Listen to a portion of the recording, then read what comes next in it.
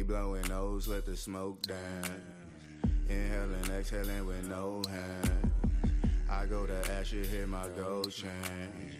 My eyes be Asian, but I'm so French. Roll up the sticky parrot with some sushi.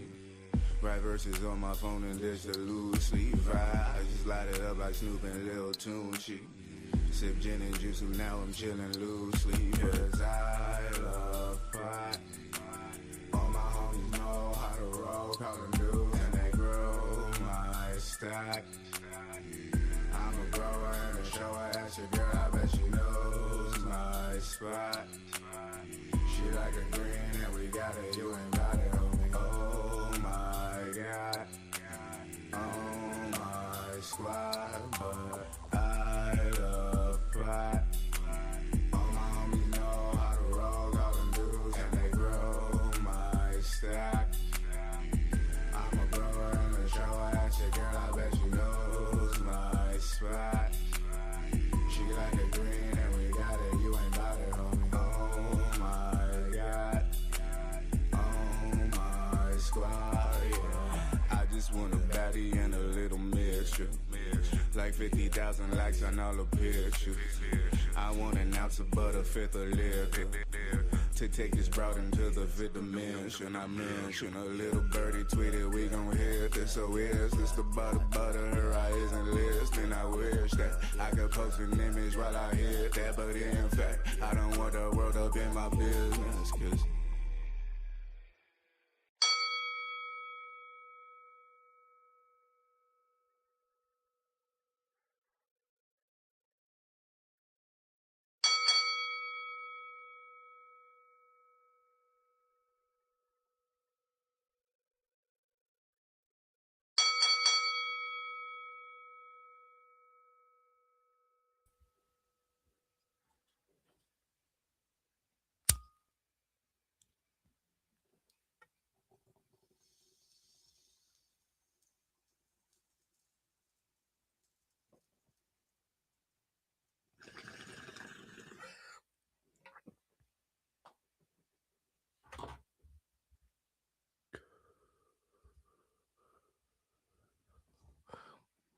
I had to get that one right. I had to get that one right. Because you know why. It's been a long year and 4 months, but by God, we did it. Thanks to you. Thanks to the fans. Thanks to the subscribers. Thanks to everybody that supports the channel. We are now monetized, y'all. Welcome to One More Round Fights. I am the host of this here channel, Gaff. I do this shit every Friday, every Saturday, every Sunday. And boy, has it finally been worth it. I give you guys MMA and boxing tips, picks, parlays, tricks, you know, all that shit. And I'm back again. It is Tuesday, December 30th, and we are 2 days late, but it's for good reason. You're watching One More Round Fights. The reason I didn't go live on Sunday is because we were in the process of being monetized, y'all. We were in the process of being monetized, and guess what? It's finally fucking here. Cosmo Kramer is the first member of the One More Round Fights channel. Shout out to you, Cosmo. I'm gonna do something special for you, brother. And then it's a great day to talk fighting. Richland Ford's member number 2. Welcome to the gang, Richland. You know I'm a day one. I love it, brother. I fucking love it. It's finally here. We got memberships. We got super chats. You guys are good for the next however long until we get to 1,000 subscribers, because once we hit 1,000, we'll get ads. But for now, baby, we're ad free. So enjoy the time. It's going to be fun times, especially in these first 3 months of 2026, man. I'm so excited. It's going to be so much fun. I can't wait to show you guys everything I got with the first watch along, with the first combat companion. Just so many things, so I'm real happy for the channel. Hey, maybe I'll start playing some of these fighters in CP units or something like that, or like something like, hey, you don't even know what's gonna go down. This channel about to pop the fuck off, man. Oh man, this is This is the first step in many steps. So if you're not familiar with the channel, it's all good. You will be. Scan the QR code. One More Round Fights. All right. Follow it everywhere. Follow at One More Round Fights. It's One More Round F8 on X. We're trying to get to that sub goal of 750 subscribers. So please, if you haven't already, hit the like, number one. Hit the bell icon so you can be notified for when we go live. And then follow on all platforms, because that's where we put out the parlays. That's where we do this and that. You know what I mean? You know, that's how it goes down. First ever BMF champ. Call me Game Bread. I see you, Cosmo. I see you. You got the aioli emoji, the smoke emoji, the Saudi Amato emoji, the one more round emoji. He's using all. He's using all of them. I appreciate it, brother.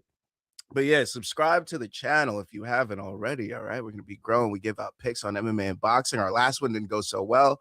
Naoya Inoue has plummeted in my pound for pound rankings. Plummeted. All right, but don't forget, follow on all those socials. Like I was saying, One More Round F8 down there, because Elon's a bitch. Fuck you, Elon. Get my money up, ho. But yeah, scan the QR code. One More Round Fights. That'll subscribe you to the channel. Don't forget about our other channel. It's pretty big. I don't know if you know about it. Main Card Minute. We do like UFC watch alongs. I'm on Prop Quiz where I'm slaying. You know, I just smacked up not Shaz. What the fuck is his name?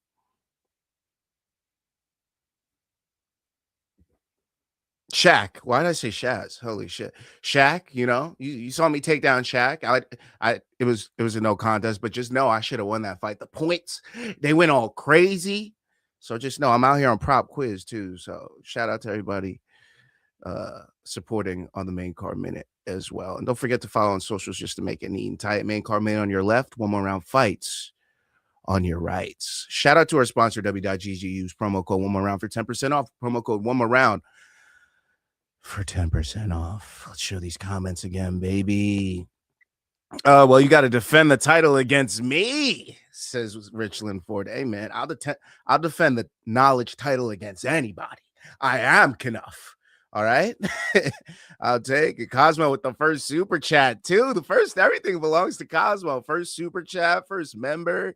He's probably going to be the first to be a champ because he is the first membership. So, wow.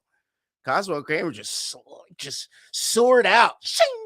He just fucking slaying the shit out of this one.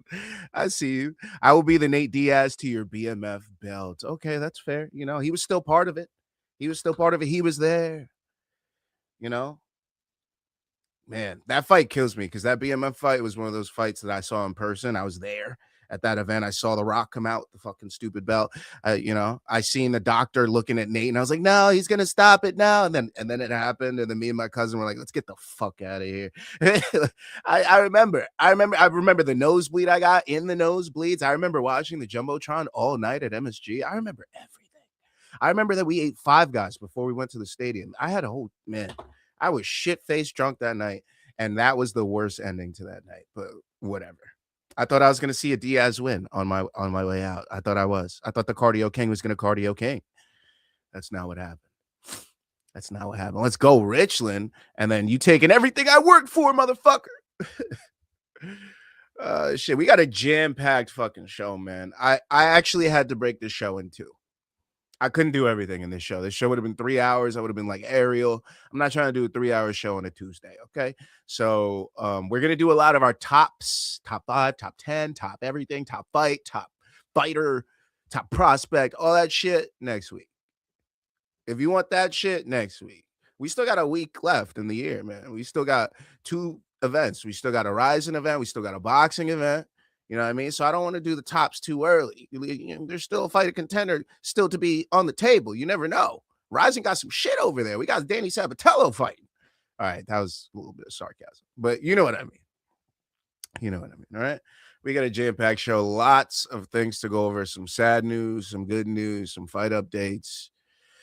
So without further ado, Richland says, Five Guys so expensive now, but damn, that sounds good. Yeah, we were like, yo, do you want to spend like $18 on a shitty hot dog at MSG, or do you want to eat, solid burger then go in there, get shit faced, have our drinks while we're eating our burger, and then we'll just walk into MSG. You want to do that?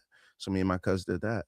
So we ate some Five Guys, some fries. We even lettuce wrapped the buns. We were on the healthy grind back then. All right. And then finished our drinks, a couple mixed drinks, walked in that stadium, bought us some beers, and got shit faced all night watching that Jumbotron up top. But it was all good. All right, so let's get into it. Without further ado, we got a lot of shit to talk about. Let's start off with what we always start off with, MMA updates, all right? MMA updates. And sorry for my mic being a little louder for that cut down I did recently and any other stream I did in the last week or two. I forgot. Well, I've been forgetting that I turned my mic up for Luke when we do his streams, but I have to turn it back down when I do mine. So yeah, it was a little hot for the last couple of weeks, but we're good. We should be back down to a solid level now. So my yells shouldn't fucking break your ears anymore. All right. All right. So we're good here. But MMA updates. Very sad piece of news. If you guys didn't already know, the Anthony Joshua crash. So Anthony Joshua had arrived in Nigeria a week after his Jake Paul fight, in which he was victorious with a TKO knockout in round 6. But unfortunately, as they were departing in a car from the airport, this was around 11 a.m. local time on Monday, Anthony Joshua and his friends crashed into another parked car, a stationary truck, on the side of a busy highway of the Lagos Ibadan Expressway. And unfortunately, 2 lives were lost in that crash. 2 very close friends of Anthony Joshua had passed away in that accident. It was Sinagami and Latif Latz Ayadele. They were traveling in the same vehicle. A lot of people saw on social media there was an image or a video of Anthony Joshua sitting in the back left seat of the vehicle that was aforementioned, seemingly in shock. And wouldn't you be? I mean, 2 of your very close friends passed away right in front of you almost instantaneously in a car crash that left you not unscathed, but less impaired and with your life as you saw the lives of 2 of your close friends lost right next to you. So I am not surprised to see Anthony Joshua in that state in the back of the car. For what just happened, yeah, it would be hard to, number one, get out of a car that was completely smashed.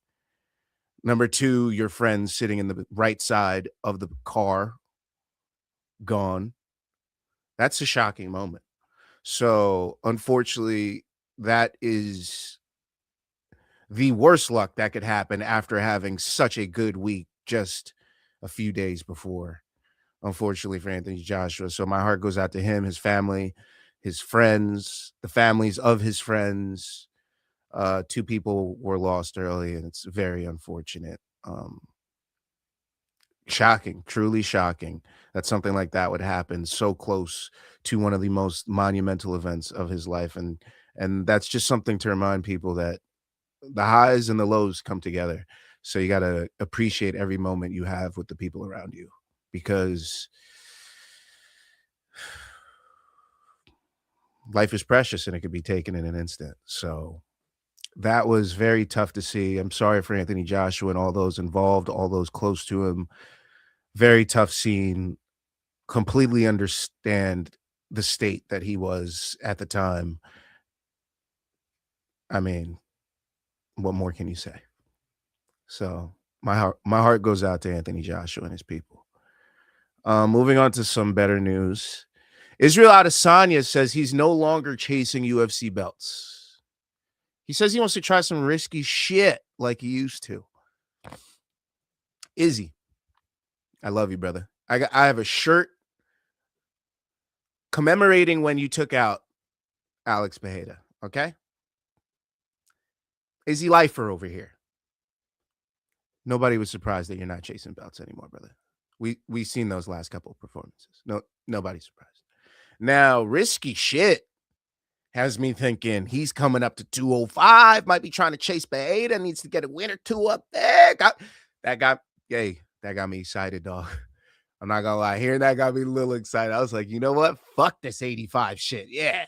You got Hamzat down here. Imavov already took you out pretty soundly. All these other motherfuckers beat you up. You're Sean Strickland. Like, fuck this shit, bro. Let's get some new challenges. 205 feels right to me. I know Jan Blachowicz took him out, but hey, I wouldn't mind that rematch. I know Pereira's the champ. Wouldn't mind that rematch. I know there's Yuri Prohaska up there. Always a fun striker. Like, Izzy, you know how to make a man happy. Pause. But damn. The only thing that makes things murky at 205 is obviously his training partner, Carlos Ulberg. But he's got title aspirations, and if it's not a fight with Pereira, which he would have to work towards anyways, shit. I like a lot of things that could happen up there. A lot of things that could happen up there. And even if he goes to heavyweight and tries some really risky shit, I mean, it's not the worst. There's like Marcin Tybura and like Shamil Gaziev. Not Curtis Blades. You don't want no part of Curtis Blades, is he? You don't want no part of that, brother. Maybe a Sergey Pavlovich. Like, I could be intrigued with a fight like that. So the fact that he wants to try some crazy shit, I'm into it, bro. Just go up. I don't want to hear no down shit. Nothing. Not a damn peep. If I even hear the word welterweight, I'm selling the fucking farm. All right, I'm done. I'm officially an Izzy hater if I hear a W come out of your mouth. That's not a win. If I hear nope.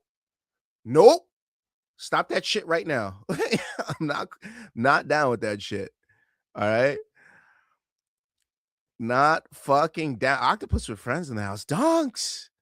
I don't think that accident was accidental. It doesn't feel like it. Doesn't feel like it. But I didn't want to add those notes to the spiel I was spieling. Richland says, bro, I always be like, yep, sacrifice. But I'm a huge conspiracy theorist for everything. I mean,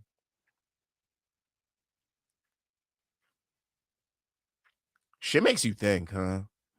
It's always when somebody has one of the biggest events in their life, some of the worst events happen. And I'm like, it's wild. It's fucking wild. And you win the lottery, watch out. Better hope grandma in a good place. Cause she might not be lasting long. You know what I mean? You get that girl that you always wanted, but then your car breaks down. You know what I mean?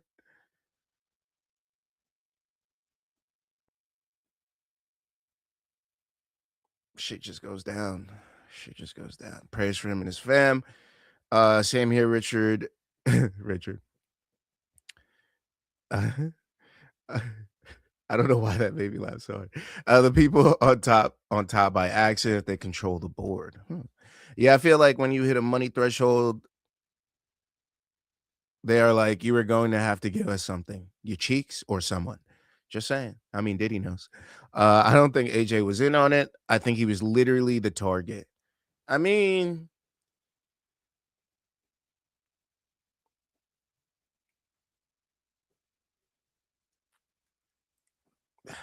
it's a dirty situation, man. It's tough. Insurance on AJ is probably a huge payout too. It's a dirty game. You gotta check the wife out, the girl. You gotta vet everyone now. No, I'm just kidding. I'm not talking like that. He took out Paul, and maybe he wasn't supposed to. So a lot of big people lost a lot of big money. Yeah. I don't know. Gaff 100. I washed my expensive ass earbuds the other day. No, had them in the fucking pockets. Next day, my girl comes back around. It's a give and take. See what I'm saying? You know what I'm saying? You're like, fuck, I lost some $400, $300, $200 headphones. But damn, I fucked up and she's back. Okay. You know, give and take. New member, Christian L. Welcome to the fam, brother. Welcome to the fam. We out here. Get them emojis up. I didn't know what to do, but I figured like when I see bad judging a lot, which is something that happens to me, we got to throw that Sal Diamato up there. That's the only reason I have him. I was like, I don't know who to like. What do I do with this last emoji? I was like, fuck it, Sal Diamato, bro. I don't want to do Adelaide Bird. I almost did Dakota, but I wasn't sure if I should do my Dakota or Dakota Digiva. So I was like, you know what? Let me save this fight for another day. you know, so I was like, yeah, let me just put Sal in there. But aioli had to be done. Smokes up, for when so the smoke's getting used for pre-chat. Always put that smoke up. We start the chat with the smoke, so throw that smoke up pre-chat always. You know what I'm saying? Throw the smokes up for when we open up that stream or when we're taking blazes. You know what I mean?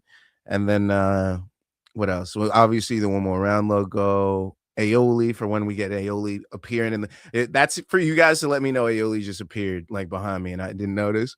Like just throw fucking mad aiolis in the chat. But, oh shit, aioli's here. Like where'd he pull out? Is he behind me? Where's he at? And then damn, $1.49, kind of steep compared to me. Wait, it's $1.49? It was supposed to be 99 cents. It was supposed to be 99 cents and then $1 or $2.99 for the exclusive videos and shit. But it was supposed to be 99 cents. Maybe they added something. I got to check it that because that's weird. 149 is just a weird number. I don't even like that. Bro, we have to get Haitian flag emote. Oh yeah, good call. Good call. Good call. That's not in the chat. I could have sworn that was an emoji. It is on phones, like iPhones. So maybe it's not on YouTube. Yeah, it's probably not on YouTube. Okay. Do you agree on LT's take on Monday that Long Island Luke is a Marab ball washer? I mean, we both are. I'm not gonna lie. We kind of both are. We're kind of blind to our Long Island guys, Sadiqov, Aljo, Marab, and we're very transparent about that too. We're like, hey, if you want to listen to me on this fight, you probably shouldn't, because I'm all in on Marab. Like I say that before I do it. But I do provide analysis, like still, like, yo, Peter, yeah, it's all, I mean, that fight was close. He just needs to make some adjustments. You know what I mean? So, but yeah, I agree with Luke. We both are. I'm gonna keep it a buck. I'm gonna keep it. Oh yeah, Richland says $1 for me. Okay, so that does make sense. And we both are. See, I mean, I'm gonna keep it a buck. We both are. We're both ball washers for Marab. I mean, when Marab was the champ, you couldn't find anybody on the internet riding harder for him than me and Luke. I guarantee that. Pause. I guarantee that. You couldn't find anybody giving Marab more praise than me and Luke. And that alone should be reason enough to agree with Luke Thomas. Unfortunately. So yeah. Yeah, we both are. But more MMA updates. My bad. I got a little off track there. Oh yeah. So Shara Bullet and Arman Saryukian are in a grappling match at Hype FC. Okay. You guys have been seeing some stuff over social media with their press conference. Shara Bullet saying stuff like, guys, are calling the police around me. He had to steal copper from or aluminum from his neighborhood and items from his neighborhood just to buy his own gloves for training. Like he said shit like that. He's like, bro, you're a silver spoon, baby, dog. You a motherfucking rich kid, dog. I'm out here with one eye and no money. All right. So Sharp Bullet's keeping it. Hey man, Sharp Bullet's from the hood. He's in the hood of the Far East. Of what the fuck do we call it? Not the Far East, because that's Asia. What do we call Russia? Eastern Europe. He's from the hoods of Eastern Europe. All right. So Charlotte Bullet, I don't know how that matchup, I believe that's happening later today, but I don't know how that matchup goes. Charlotte Bullet looks a lot bigger, but we've seen him out grappled in almost all of his UFC fights. So if you guys could bet on that, I'd probably take a flyer on Arman if he's plus. Fuck. I'll probably take Arman. Give me the fucking low to the ground, center of gravity grappler, brother. I'll take that. In other grappling news, the full RAF 5 card was revealed. Colby Covington versus Luke Rockhold is headlining that motherfucker, bro. Colby Covington, Luke Rockhold, two great shit talkers in their own respect. That's a fun one for me. I don't know about y'all, but that one got me going. I'm like Colby and Luke. Luke, fantastic at submissions and Brazilian jiu-jitsu. Colby Covington, an all-American wrestler, fantastic at control. I'm excited to see how that goes. I would also put my money on the smaller guy there. I kind of got Colby in that one, dog. His pace might just be a little bit too much for Luke, and he's a younger guy. He's more active in competition. I got to give it to Colby. I got to give it to my dog, Colby, man. I don't know about you guys, but Colby getting that. And then also Bo Nickel versus Yoel Romero on the card, if you guys don't already know about that. I believe I broke that last week, but just in case you didn't already know. And if you didn't know, Arman Saryukian's also on that card. Yeah, he's competing in all the grappling events. Okay. He's going to be taking on PFL standout Lance Palmer, RAF 5, January 10th. Okay, so that's just under 2 weeks from today. Arman Saryukian, Lance Palmer, Luke Rockhold, Colby Covington, Bo Nickel, Yoel Romero, RAF 5, January 10th. It's going to be a banger. I'm actually going to fucking tune in, Loki. I might even stream that motherfucker, man. Hey, East, you got that shit? Because if you got that shit, I'm streaming. If you got it, I'm streaming. Some bullshit. Now into the bullshit. Ex-UFC champ Rob Whittaker teases potentially moving to light heavyweight. Also, now all you guys want to go up? Izzy, Rob Whittaker? We're going to get that fucking rematch up there now? What are we doing, bro? What are we doing? What is that? Now Rob Whittaker, bro, you had a problem with fucking Renard the Ritter, who just gassed out at middleweight. You had a problem with him. And you want to go up to 205 and take on motherfuckers like Yuri, motherfuckers like Oberg, motherfuckers like Hamza. Sorry, did I break that? Motherfuckers like Alex Pereira. Like, nah, bro. Rob, take a couple more 85 and call it, brother. Or do some reality show shit like you've been doing. I seen your persona on there. I love it. I love you leaning into the dark side. Yes, welcome. Yeah, man. Pro wrestling going up to 205, bro. You came up from welterweight, dog. What are we doing? You don't even got the frame for 205. Izzy's at least tall. Aren't you just 6 foot? Maybe 6'1"? Light heavyweight, brother? 6'4s and 6'5s roam at light heavyweight. What are we doing? Strong 6'4s, 6'5s. Yuri's up there, brother. Magomed Ankalaev's up there, brother. Carlos Oberg's up there, brother. Jamal Hill's up there, brother. He played basketball. You know what I mean? Dominic Reyes is up there, brother. Johnny Walker is up there, brother. And I just said Johnny Walker in a scary way, like he's something to worry about at 205. The guys at 10 and above at 205 laugh. But the guys 10 and under at 205, they're like, Johnny Walker's a motherfucker, man. So, I mean, he would be a tough fight for anybody. And sorry to break it to you, Rob, you would be having to fight guys like that. So, no, Robert Whittaker, I like you at 85. That was a crazy thing to say. I mean, you might call it. I know you did it. People thought you were talking crazy when you did it from welterweight to 85. But that's another 20 fucking pounds, dude. And that's another 5 fucking inches, dude. There's a reason I always say I'm a middleweight at best. I'm not, even though I'm fucking 235 pounds, 240 pounds right now, there's no fucking way I'm trying to fight at 205, dog. I'm only 6'1", 6 foot. I'm not trying to fight the motherfuckers, man. I'm good off that. I am supremely good off that. Fuck all that shit. I'm good. In other news, Tom Aspinall got surgery.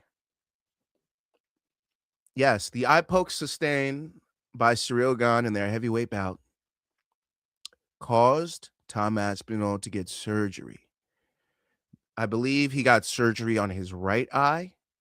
He is awaiting for his final surgery on his left eye, and then he will resume training and get back into competition. So don't expect to see Tom Aspinall until White House card range earliest. I'm feeling. You got to heal up your eyes, and then you got to, obviously you can't take punches to the face. You could obviously, hit mids, weight train, all that kind of stuff. But heavyweights need to get in there and feel something. As a heavyweight, you can't just be Max Holloway through COVID. You know, you can't just be shadow boxing in your motherfucking garage and then go fight somebody and whoop somebody's ass. Not a heavyweight, brother. You need to feel everything because it only takes one there. You got to be ready. All right. If you're fighting a flyweight, all right, fuck it. You know what I mean? We're gonna get in there, mix it up like two cats in a box, anyways. But heavyweight, yeah, you're gonna need to get some sparring and some training, some real contact, or else the next one that touches you might not be good for your career. Feel me? So yeah, unfortunately, we might not be seeing Tom Aspinall for a while, which sets up interim matchups at heavyweight. Obviously, Cyril Gane would be in the mix for something like that. Obviously, guys that picked up wins recently, Waldo Cortez Acosta, I believe Volkov. So yeah, it would be interesting.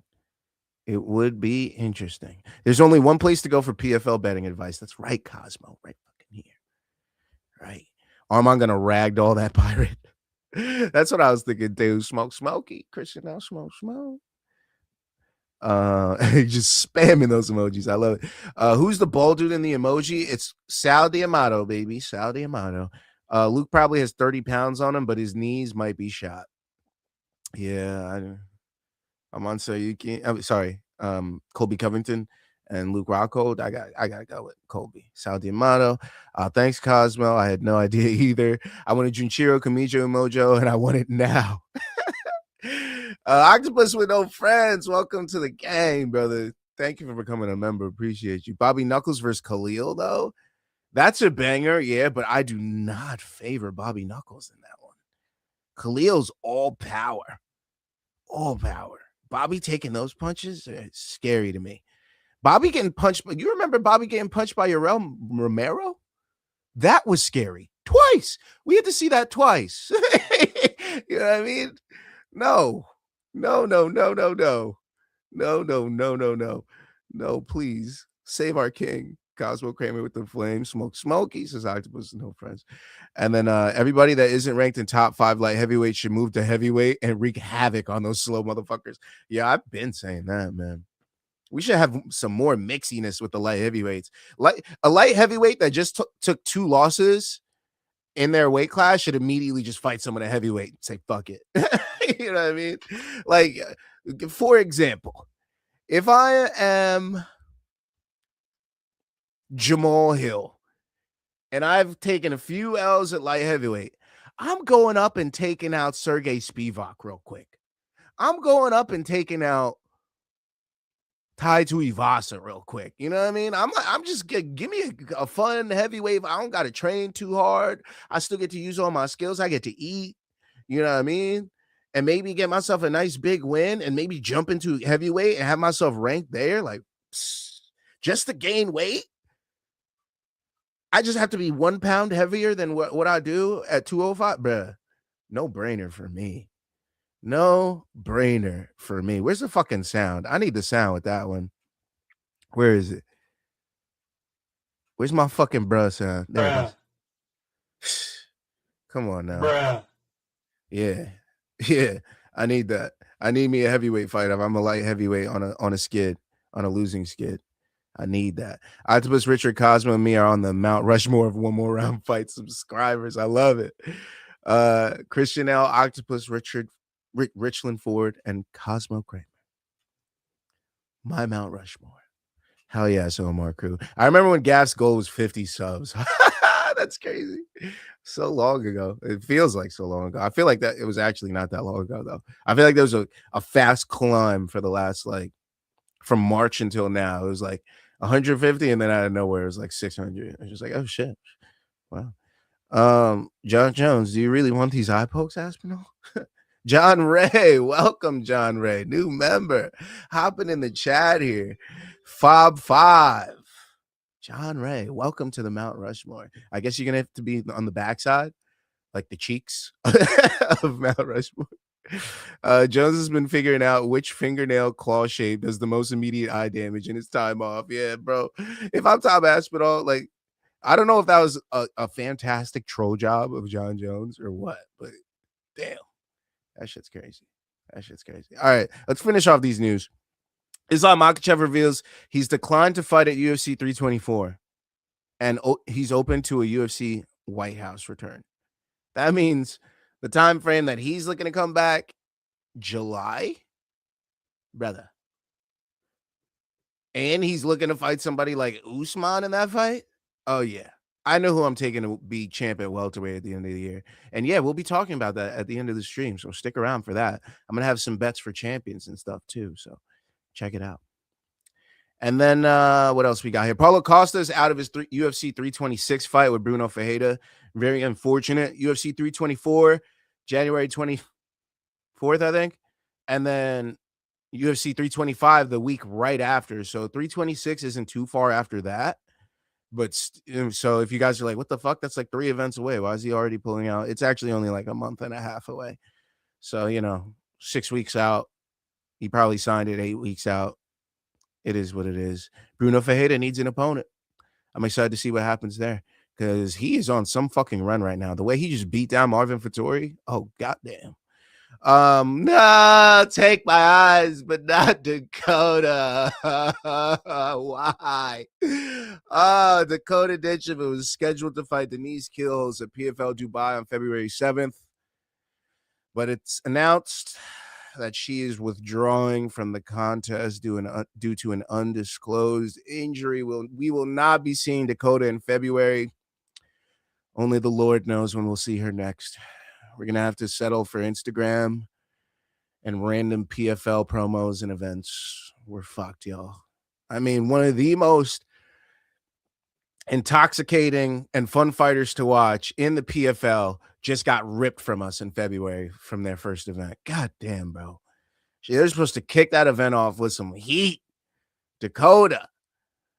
But no, we don't get to watch her. So Denise Keelholz, I don't know what they'll be doing. If they'll be doing an interim fight with her. I don't know if they'll switch her opponent or move her entirely to a new card. Not sure what's going to happen there. But we will not. One thing's for certain. We don't get to see Dakota in February. God damn it. And that completes my news, unfortunately. Unfortunately. Some bullshit, right? I can't believe we don't get to see Dakota. Like, the fuck is life anymore? They hate us. What did we do to deserve this? You know what I mean? No fighter spotlight this week. No fighter spotlight, obviously. Well, what am I do? The guy that that should have went to a draw or lost his bout? Inoue? Yeah, I'm good, bro. No, no fighter spotlight this week. But, big things coming. Big things coming. I'm going to do that again later because this is not the spot I wanted to do that. It was just there, so I decided to hit it. Number one, guys. Welcome to the new era. Welcome. All right. I mean, there's plenty of things that's going to be happening in this new era. Obviously, we have our Mount Rushmore with, Christian L, Cosmo Kramer, John Ray, Richland Ford, Octopus with No Friends. Okay. We have our members. You feel me? Memberships. There's 2 tiers. BMF, 99 cents. Simple 99 cents. Ain't nothing crazy. And then there's Champion. That's where you will be watching the locker room. I realized that the locker room is getting taken down for things that were being said in there in relation to betting. Can't go out to the public, unfortunately. Did it 3 times, 2 of them taken down. So locker room, unfortunately, is going to have to be part of the championship package. So that will be the $2.99 package, which will come with other stuff. There'll be exclusive videos, exclusive shorts and videos, all types of stuff. You'll get free merch every now and then. You just get some shit for no reason. You're like, oh shit, I got some of them. Wow, I got some stickers. You know what I mean? You just get random free shit for being part of that. So yeah, that'll be the championship package. So that's how the membership tiers will break down. Obviously, with the 99 cents, you get everything like the emojis, the stickers, the loyalty badges, the shout outs, all that shit. That's standard.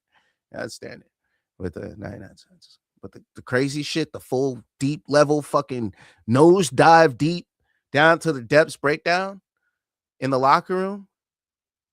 That's gonna be that championship level. All right. And it might be something like once you're a member after a year or something, you automatically just get upgraded. I'm trying to figure something out like that. I'm trying to you become a champ once you just been around long enough. You know what I mean? But yeah. I'm still learning. This thing just opened up to me literally yesterday. So we'll be figuring that out. Also, merch. There will be merch coming. We don't have it yet, but there will be merch coming in 2026. I can't say that it'll happen in January, but February should feel nice. I feel like by February we should have some merch. Shirts, I mean. But merch, like stickers, small shit, maybe even some koozies. I'm not a beer guy, so it might not be koozies. It might be, like shot glasses or some shit like that. It might be shot glasses. But yeah. One more round fights merch. There'll be exclusive videos. So obviously you already know about that with the locker room live and clipped. There'll be exclusive breakdowns just for members, like cut downs with the props to bet, stuff like that. Super chats obviously are here now. Welcome. And if you haven't already seen, there is a Tapology right down in the description. All right. You can click that link or paste it and copy it into your browser. We have a Tapology league, y'all, for PFL and boxing. All right. We've been doing it only for UFC on the main card minute. If you guys want some PFL just to see how you would do, what your betting wise is, and you want to get some boxing ones in, well, we are the Tapology league for you. So don't forget, we got a one more round Tapology league. I just opened it up today. It was made for a while, but I just opened it up today. So it is now joinable. If you would like, join that league. There will be giveaways for the winner at the end of the year for that. I don't know if I'm just going to do a total winner or a boxing winner and a PFL winner. I probably should, but that's just more charts for me, which I don't want to do. So we'll see what happens there. But yeah, so welcome to the new era. There's going to be a whole lot of fun things on this channel from here on out. So thank you guys for rocking with me for the past year and change. We finally did it.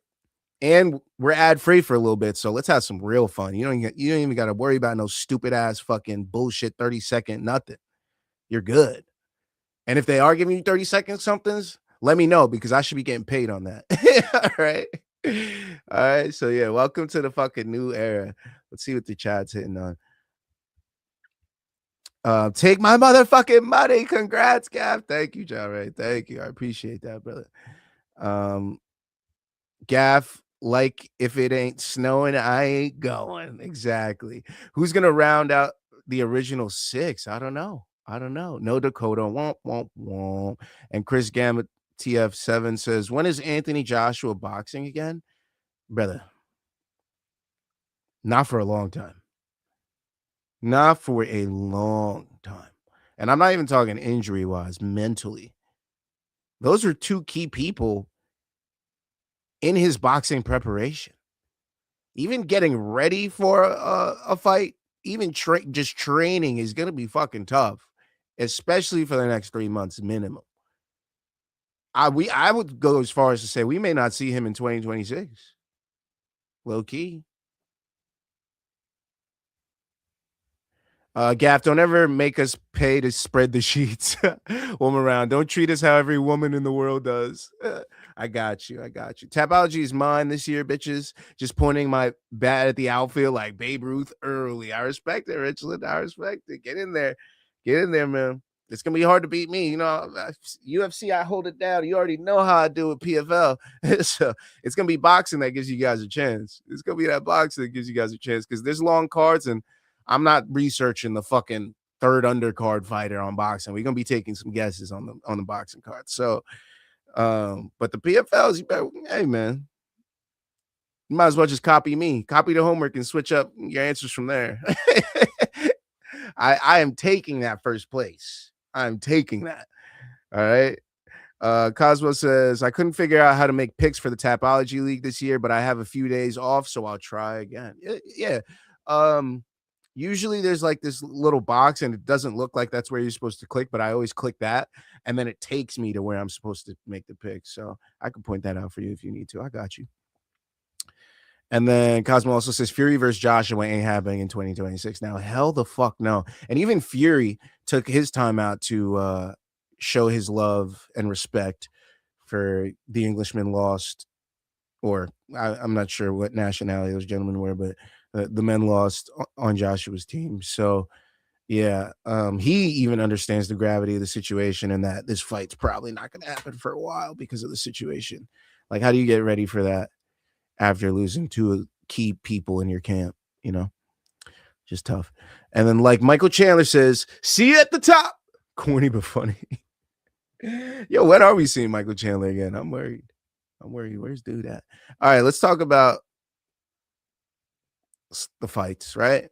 Let's see. We came here. We did all the fun stuff. We talked about the news. We got the fun stuff out of the way. We've been here 45 minutes. Let's talk about some shit that happened by now, right? All right. Naoya Inoue took on Alan Picasso. The only reason I didn't care about this segment is because I already put the cut down on this. And y'all know how I feel about it. But let's talk about it, shall we? Naoya Inoue took on Alan Picasso at the Ring 5 in Riyadh, Saudi Arabia. This was at the Muhammad Arena, I believe. And Inoue and David Picasso, Alan David Picasso, go to a unanimous decision. The judges' scorecards were 119, 109, 120, 108, 117, 111. And for me, this was not the most entertaining fight because Naoya Inoue clearly outmatched his opponent, clearly had the power advantage, clearly was not worried about any of the punches coming back from Picasso. And yet he still didn't put his foot on the gas and go for the knockout. Yes, he punched through the guard of Alan Picasso. Cool. That's bare minimum. That's what you're supposed to do because a lot of boxers are going to have their guard high. Yeah. I would against Inoue too, power puncher. But once he punched through that guard and landed that punch, Inoue stopped almost every single time.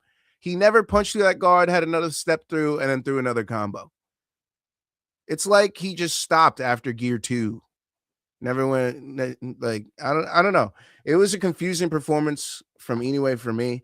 I know there was a lot of factors before the fight. I know people were talking about that he's used to fighting in Japan and he gets a little better treatment there, or people let stuff slide. I know there was something about the gloves and the layering of of how he got his hand wraps done, which they didn't allow in the Saudi state. So that was another issue where he had to rewrap his hands. That could have played into his ritual into the fight, throwing things off there, or just the fact that the wraps didn't feel how they normally feel. They were maybe not as damaging as he would have liked them to be. There's a lot of factors that could have played into this. Alan Picasso is only 25 years of age, a young fighter, even though he had 30 fights on his record, only 17 knockouts of his 31 fights, I believe. So I say only like that's not allowed. Like half of his fights were knockouts, but yeah, it didn't look like that in this fight because the power punches that he tried to send back to Inoue. I was never worried for Naoya Inoue 1 second in this fight. Not even one. Not even a quarter of a second. I was never worried. So why didn't he knock this man out when he has 27 knockouts in his 31 wins? It could be any one of those factors. Could be any one of them. But for me, that was a boring Inoue performance. Didn't even drop his opponent. Where was the excitement? Yeah, he punched through the guard. Sick.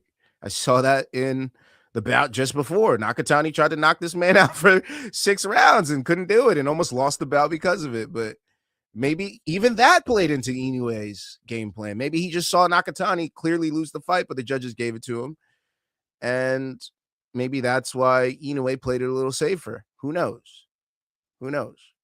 There's a bunch of factors that could have played into it. But for me, that wasn't Inoue's best performance. That is the most forgettable Inoue performance that I can remember.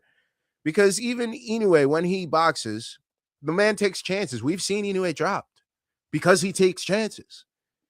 I didn't see a lot of chances taken in this fight. I don't know it's because it was the stakes. I don't know it's because he's really trying to set up these bigger fights and he found Picasso dangerous. I don't know. I wasn't in there taking his punches, but from the outside perspective, it looked like he had nothing to worry about. This man was just throwing whatever he wanted in there. And the fact that he didn't punch through that first level is the fact that I call this fight boring. It is what it is. If the fight's 119 to 109, why do you, and you have 27 knockouts of your 31 wins? Brother, the fuck did you make me watch? I woke up for that shit. I woke up at 6 a.m. on a fucking Saturday to watch that shit. I had to wake up to watch 2 decisions, brother. I woke up to watch an Inoue knockout and nothing less. And you made me watch 12 rounds of you beating on some fucking rando. I'm good, brother. Don't make me watch that shit again. At Super Bantamweight, Junto Nakatani defeats Sebastian Hernandez Reyes via unanimous decision. 115, 113, 115, 113, 118, 110. That 118, 110 is fucking egregious. I don't know what fight they were watching, but I woke up at 6 a.m. to watch both of these motherfucking fights, man.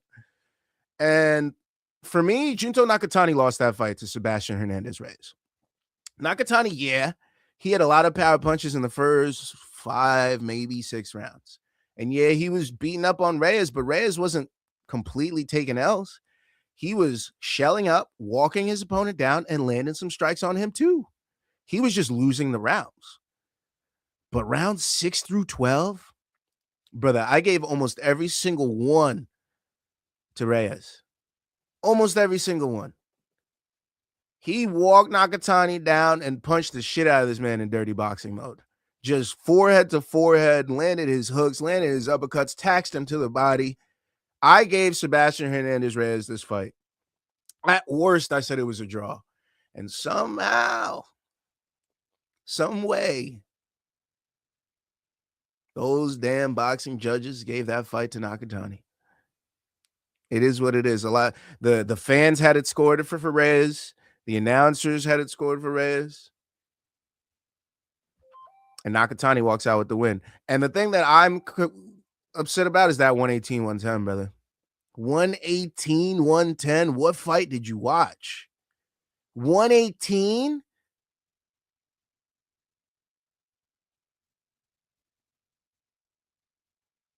You thought he won that many rounds? You thought he won 10 of the 12 rounds? That's what you thought? Okay. All right. All right. Whoever the fuck that judge is, arrest that man. Cash, arrest that man. What the fuck was that scorecard? At lightweight, Edgerson Garcia defeats Taiga Managa via split decision 96-93, 95-94, 95-94. And at super bantamweight, Reto Susumi defeats Leonardo Quintana via 4th round TKO. Go back and watch that one. But fuck, man, that was egregious. I'm not going to lie. That was crazy. I feel bad for AJ. I think he's a good dude, and they're chopping him down. Nikki V89, that was yo, Gav. You taking BC spot on MK? Luke will get you in. Hey, you know what I mean? You might see me there next year. That is definitely not out of the realm of possibility. I'll tell you that much. It's not out of the realm of possibility. You may see me on MK. Who knows? Who knows? What's up, chat? Sorry, I've been busy with family and holidays. I mean, 'tis the season, baby. I know you're prepping, getting your liquors right. We got a day and a half till we're all partying, drinking. I got to go out and get my cousin a gift. I forgot to get his Christmas gift. Yeah, he doesn't watch this show, so I could say that here. But yeah, I gotta go get him something before we pull up because we're coming to their house for New Year's. Have some good food, chill out, watch the ball, I forget what we watch. We watch a whole bunch of shit. Maybe some basketball. I forget what happens. Hopefully we could put the RIZIN card on. Hopefully people are into that. Hopefully people are into that. These Riyadh boxing cards are soulless. Could have played a role in Inoue not having a great performance. Inoue versus Nakatani in Tokyo next year should be spectacular. I love that, Cosmo, because that's probably the next bout. With the performance both of these guys had, that is the only bout I see next, to be honest. If you give him Bam Rodriguez right now, Bam Rodriguez is getting a 118, 110. All right. He's getting a 118, 110 right now. You got to give Inoue another fight to get his confidence back up. I'm not saying that Inoue lost his fight at all, but just to remind himself that he has finishing ability. You know what I mean? Like, that could have also been a factor. Maybe he's looking at that Bam Rodriguez on the horizon fight. He's like, man, I got to go 12 rounds just to make sure my body feels good at 12. I mean, I got to take this shit there. I can't just be knocking everybody out. Only 4 people took me a distance. I got to feel it's 12 rounds. So that could have been a factor as well, you know? Could have been many things playing into that. Nikki V89 also says, and Merry Christmas and Happy New Year, Donks and Gav. I remember last year I did a Merry Christmas cut down, and I was like, why the fuck did I do that? Like I'm some fucking Hallmark Christmas channel or some shit. I was like, let me just send something nice. I was like, if I'm doing that shit again, I'm recycling last year's. That's what's happening. But I should do it with a better camera and quality. You know, because I don't think I had this camera. Or maybe I had the mic, but I didn't have the camera quality back then. For sure. And the camera quality is probably going to get upped again in 2026. You never know. You never know. You might get to see all my freckles. Shit. Hey, Gav, your gift subs is set to champion. Drop that bad boy down to BMF so I can bless the chat. Oh, how do I do that? How do I do that? So let me, because that is something I definitely want to figure out. That is a good point. See, I don't know any of this shit. My shit just got set up. So I'm like still trying to figure out what does what. So let me see. Where would I do that? Where would I do that? Your memberships offer? So would it be special features? We're going to do this. I see highlight, special chat. Okay, I see it right here. So let me drop that down. Boom. Done. All right. That should be fixed. That should be fixed, Richland. I got you. Octopus with No Friends says, hey, Nikki. He says, what up? And then Richland says, buy him a bottle of liquor, then he will have to drink it with you. That's usually my gift. That's the problem. I usually get him like a set. So he's probably got like, man, he's got so many sets at this point. He's got a Maker's Mark set that comes with the glasses and the fucking all the tools that come with that shit. I think I got him a Guinness set one year because I really wanted him to get into Guinness. I got him a Jaeger set once. I got him. I got them the Class Azul set once. I got them the white bottle with the fucking the blue that the shit that looks like art. What else? Man, I got him so many. Like that's my go-to gift, which is why I didn't want to do it again. But you know, you can't ever have too much liquor in the crib. Having a full bar on hand is nice. I'll tell you that myself. Being able to just make any drink. I mean, I don't have all the right juices and sodas and shit, but having the liquors to make any drink I want is nice sometimes. You know, because then I'm like, oh, let me DoorDash fucking orange soda and grenadine or some shit. You know what I mean? So yeah, maybe I will get in that bottle. College football playoffs, I think, are on New Year's Eve and day generally. Some Premier League games and RIZIN thrown in. Yeah, RIZIN's what I'm gonna have on the phone. Hopefully, people are like, yeah, I'll watch a little combat sports. They're not them types of people though. They're football, probably college football too, basketball types. So I don't think anybody's going to be like, yeah, let's throw the bloodthirst sport on the TV here. I don't think that's going to be a move, unfortunately. Richland Ford says, setting might not take effect until the next stream. I refreshed. I got you on the next go around. Oh, man, that's annoying. It is what it is, though. It is what it is. The next stream should be in a couple. Oh, wait, no. CP Units isn't going to be for a while. And Amanda Serrano is not in the undisputed game. Holly Holm isn't, but Stephanie Hahn is. Yeah.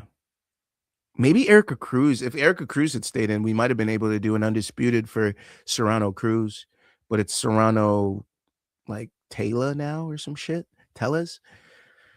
Yeah, it is what it is. Nikki V89 says, hey, Gav, did you watch the show from HBO, It? Welcome to Dairy yet? Or am I the only one? Not yet. I have Because I remember you talking about it, and I did see it, so I passed by it. But then I seen it, I was like, I'm not ready for that right now because I have so many shows I'm watching right now. I'm currently still in One Piece right now. Landman, Mayor of Kingstown just finished. That opened up a little space. Um, what else was I on? Oh, Fallout. I'm watching Fallout right now. What else? Yeah, I just have a lot of shows in the mix. Uh, I mean, I just started watching Fiona with Cake with Dakota because she literally reminds me of Dakota so much. And what else? What else? I'm watching a bunch of oh, I was watching Pluribus. It just ended. You know, shout out to Pluribus. That was a fire show. It was good, way better than I thought it would be. Oh, damn, really? All right, I'll throw it in the mix. Me and Dakota are looking for something new to watch, especially since she likes Landman but doesn't like Mayor of Kingstown. So there's a little divide there. So if I could throw another show in the mix, I'll get. She likes scary shit too. She's very much a Halloween type girl. So yeah, I'll definitely peep that. This might be the week for that. This might be the week for that. It's amazing, bro. I know we were watch Alien Earth at the same time. Yo, Alien Earth was so fucking good, bro. So good. I loved Alien Earth. If you haven't watched Alien Earth yet, you guys should be. Oh, and I'm way off topic on this. The Inoue Picasso. But yeah, I had to talk about those fights because it needed to be done. But let's talk about the year to come. The year to come, y'all. The upcoming UFC schedule. All right. We start off the year January 24th, 2026, T-Mobile Arena in Las Vegas. Gagey versus Pimblett, UFC 324. That's what starts the year off. And the very next week, we get UFC 325, Volkanovski versus Lopez 2 from Sydney, Australia. So they're starting off the year hot. 2 bangers back to back. But don't get too excited because the month of February doesn't have a goddamn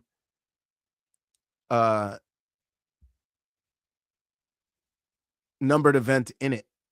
Don't be fooled by that February 1st. That one's in Australia. That should be January 31st. Okay. That's actually January 31st if you're American. It's February 1st if you're in Australia. All right. The entire month of February is fight nights. Bautista versus Oliveira, Strickland versus Hernandez, Moreno versus Almabayev.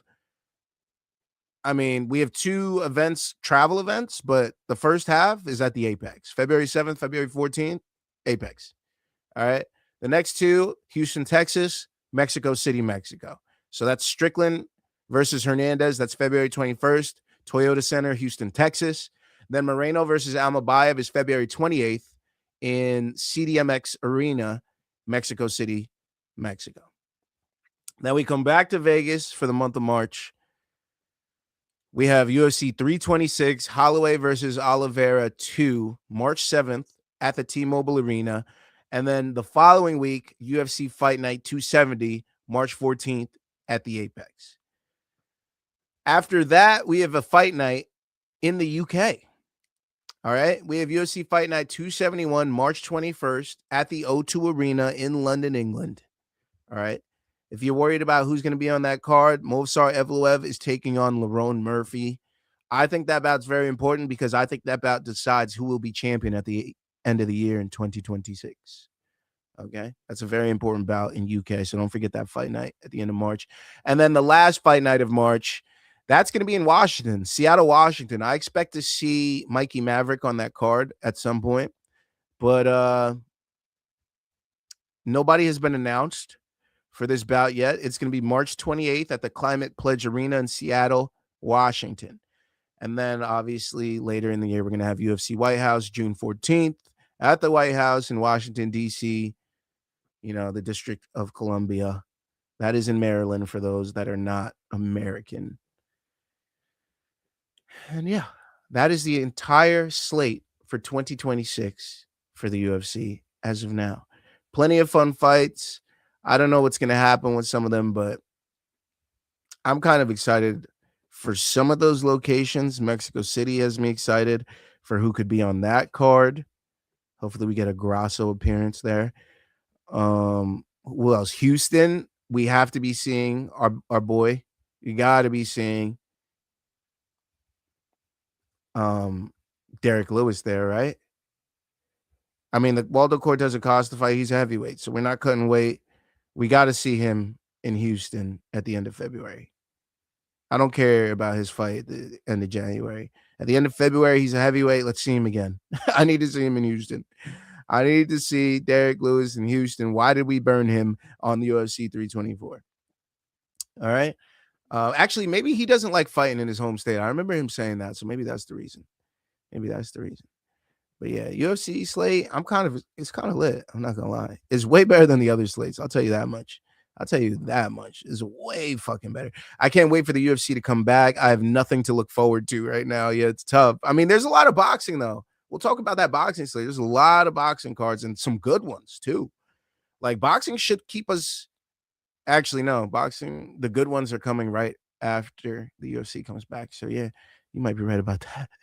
You might be right. Lazy Bet in the house. Welcome, Lazy. Using the aioli emojis. Welcome to our newest member, Lazy Bet, joining the Rushmore Mountain. Okay. Shout out. Appreciate you, brother. Cosmo says, one wish for 2026 is to make women's MMA great again, push the marketable women, and have champions fight often. Watch out for Fatima Klein. Yeah, I'll be talking about Fatima Klein next week for damn sure. For damn sure I'll be talking about Fatima Klein next week. All right. Let's talk about the upcoming PFL schedule. Not as plentiful, not as bountiful, but there's a couple events that we need to talk about. The first being PFL Champions Series 5, February 7th, 2026. That's PFL Dubai. That's going to be at the Coca-Cola Arena. And we had a bunch of fun fights. We just lost one.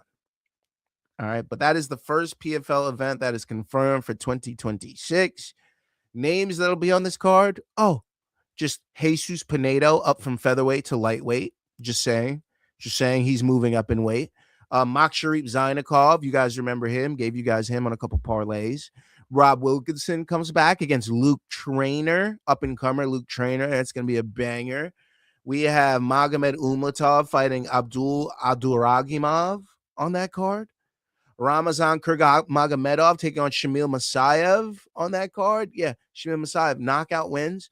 And then we get to see Alfie Davis, who took on training partner of Usman Nurmagomedov, Gadzi Rabanov, and beat him for the PFL Lightweight Tournament Championship.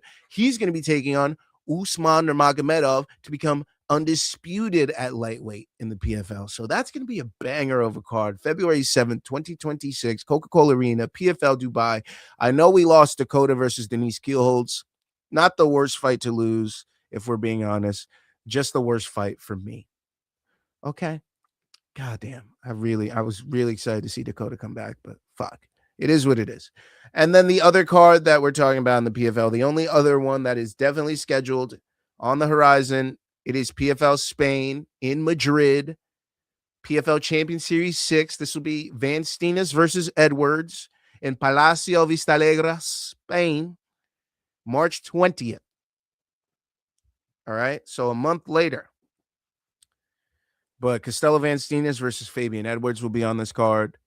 AJ McKee versus Adam Boric will be on this card. Yes, that is a bout that we always wanted to see in Bellator that we never got to see. So, yeah, AJ McKee, Adam Boric, two up-and-comers at featherweight that never crashed. We finally get to see the collision. So I'm excited for that bout.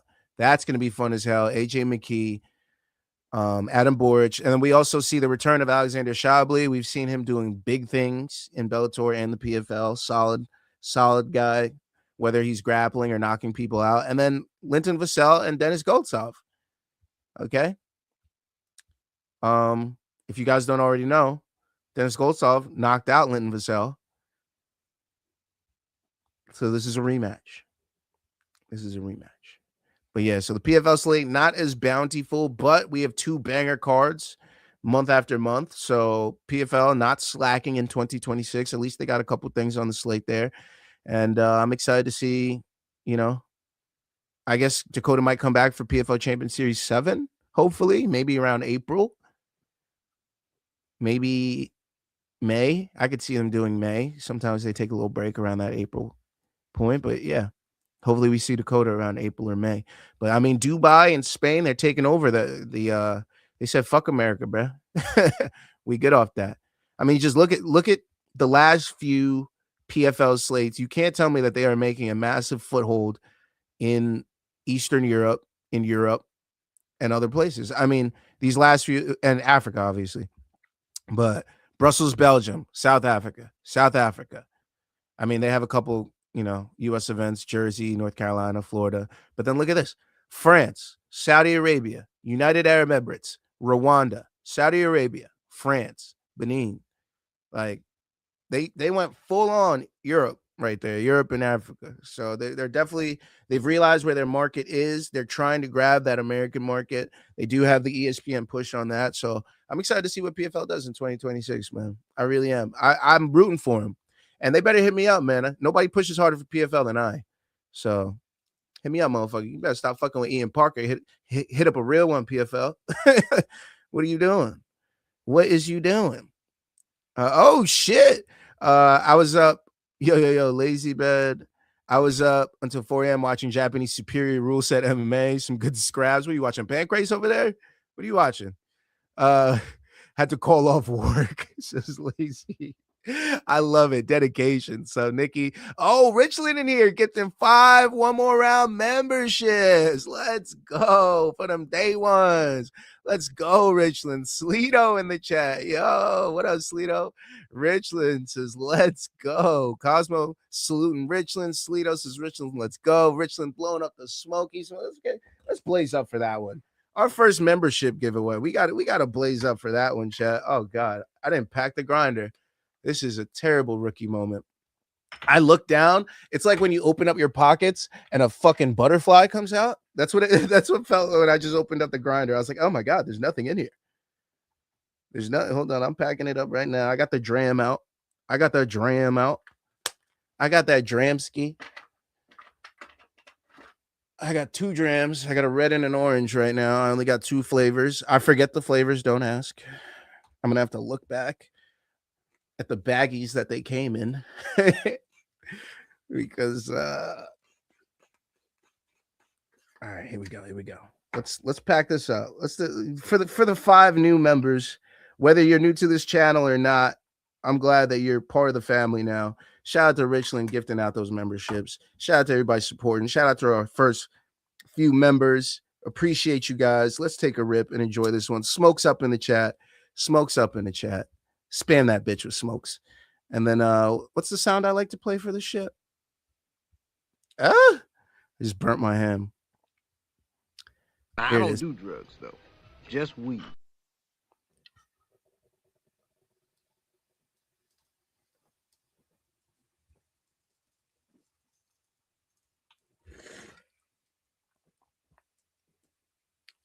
For the first.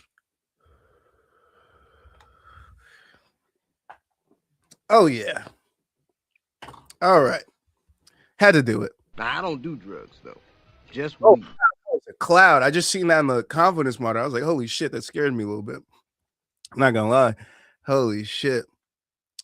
What are we missing? Smoke. PFL needs to sign Renat immediately, right?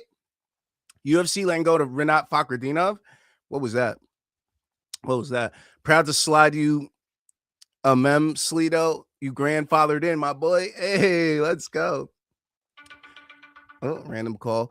No downer, but quick rest in peace to Abby Saban, aka Kamikaze, MMA Junkies video editor. Just passed at 45 years old after having a sudden heart attack right before Christmas. Damn, that's crazy. Shout out to MMA Junkie. I feel for him. That's a key member of their team. And to lose him like that in this, like at this time, is rough, brother. I'm sorry. So shout out to him. Shout out to Lazy for bringing that to our attention. Rest in peace, Abby. Nikki V89, Belgium. That's my dad's homeland, Belgium. I might be going there come May. I got a friend's wedding in Italy at the end of May. I believe it's May 21st. So we're gonna be in Italy from like the 21st to the 23rd or something like that. And then I'm trying to plan shit around it now. So I'm trying to Dakota comes back from a trip like 3 days before that. So the 2 days before that trip and the 2 days after, I'm trying to do something where it's like a couple other countries. So Belgium might end up on that list. I'm trying to slide Netherlands in there. Dakota ain't having it. I'm trying to slide Amsterdam in that motherfucker. Dakota is not having it. So we'll see. PFL in Belgium. What the fuck? Yeah, they had a Belgium card, brother. Not I don't know if they're going back in 2026, but they did have one. Yeah. Richland says, Gav, let's take a moment to do a bong rip for your monetization. Oh, okay. I'm a little late on that. We did that. Rookie move. That's why I pre-roll like 10. Smoke. PFL going to push Patrick Habarora from Belgium. Allegedly, MMA is growing in popularity. Yep. So think of it how France was 2 to 3 years ago. Think of it like that. And Patrick Habarora is going to be leading that charge absolutely in the PFL. And I believe there's some Belgian guys in the UFC that just popped on the scene too. I forget who, but I remember seeing a Belgian flag and like, oh shit, we got some Belgians in here. And I believe they fought on the same night in the UFC as well. So yeah, Belgian MMA on the rise. Smoke weed every day. Yes, Richland. Yes. And thanks, Richland Ford, says Brandon and Alexander throwing up the smoke emojis. Hell yeah, Richland. Let's go. Octopus with no friends know that smoky. Damn, Sleeto comes in with 10 one more round memberships. Holy, we got 10 more in this piece. God, how do I see who got the memberships? Am I supposed to be somewhere to see that? Oh, okay. I see. So let me shout out the other ones earlier. So shout out to Bilal, remember the Sex Muhammad getting a membership from Richland. Shout out to Silent Rob getting a membership from Richland. Shout out to Sleeto getting a membership. Shout out to Duran getting a membership. And shout out to Brandon M. Alexander getting a membership from Richland for Richland. Man, brother. Shout out to that rip. If you guys just trying to make me take rips all day today with that. Sent 10 one more round. Give memberships from Sleeto. Let's go. Shout out to the Painting Dead receiving a membership. Shout out to Bleeding Edge MMA receiving one. Jonah Far Out receiving a membership. Skateboard John. Casey Jones 5704 receiving a membership. Melker in the house getting a membership. Melker, welcome. Octopus No Friends says Sleeto. Zanny Pacquiao getting a membership. Prime Air 2 got a membership. And Gucci Mamba got a membership. Oh, wait. Sorry. Gucci Mamba didn't get a membership. I fucked that one up. Sorry, Gucci Mamba. Oh, wait. No, you did. Gucci Mamba. Shout out to Gucci Mamba getting a membership. You did. My bad. And then shout out to Anime All Day TV 6703 getting a membership as well. Shout out. Let's go. Let's fucking go. We're coming. Sleeto, let's fucking go, Sleeto. One more round, logos, W's, Sleeto. One more round, more gifts than likes is crazy. Yeah, don't forget to like the video below, guys. And hit the bell too so you get notified when we go live. Anime All Days TV 6703 says, yo, appreciate it. Let's go. One more round, crew popping off today, baby. One more round, gang. Sleeto with the Dubberson from Gucci Mamba. And then PFL, Lazy says, next PFL watch along about to go crazy, bro. The PFL watch along is going to be sick. February 7th can't come soon enough. That's going to be a banger. We're probably going to have some boxing ones. I'm probably going to do Serrano versus Tellez watch along because Holly Holmes fighting Stephanie Hahn on that card. I'll have some picks later in the show. Don't worry. I got some picks on that for y'all. So, yeah, I have some picks on that. And then monetized heirs says Koi Frutain. Hell yeah. Hashtag the monetized heir. We're finally here. I gave the goal of 2026. We made it with 2 days. 2 days to spare. Holy. That was the new goal. If I didn't do it in a year, it was by 2026, and we did it. We did it, y'all. We hit the goal. Can't believe it. Special shout out to every single one of you guys. All the subscribers, all the members, everybody that pays attention, tunes in, spreads the love, wins some money, because that's what we do best here. You know? What did I not talk about yet? Oh, the one schedule. We got to talk about one, too. I know it was like the redheaded stepchild this year. We did like 3 one watch alongs to start the year and then none. after that. The slate just got so busy. There was so much PFL. There was so much boxing. They were overlapping on the same night. It was just, I can't do PFL and one championship the same night that a UFC. Like it just couldn't go down. So unfortunately, they had to fall by the wayside. But they're always active. And if you guys are, thirsty for some kickboxing, for some Muay Thai, for all types of MMA and grappling events that they put on, One Championship has fights almost every week, low key. Almost every week. The motherfuckers banging out on One Friday fights, man. So if you don't already, I'm about to give you the whole fucking slate. If you're not familiar with One Championship, you're about to be. Starting January 16th, One Friday fights, 138. These all happen at Lumpini Boxing Stadium in Bangkok, Thailand. Okay. Every single one of these. They have a fight every single week from January 16th until I'm following them. Hold on. Until April 11th. From January 16th until April 11th, every single week, One Championship has a fight night, whether it's One Friday fights or a one numbered event.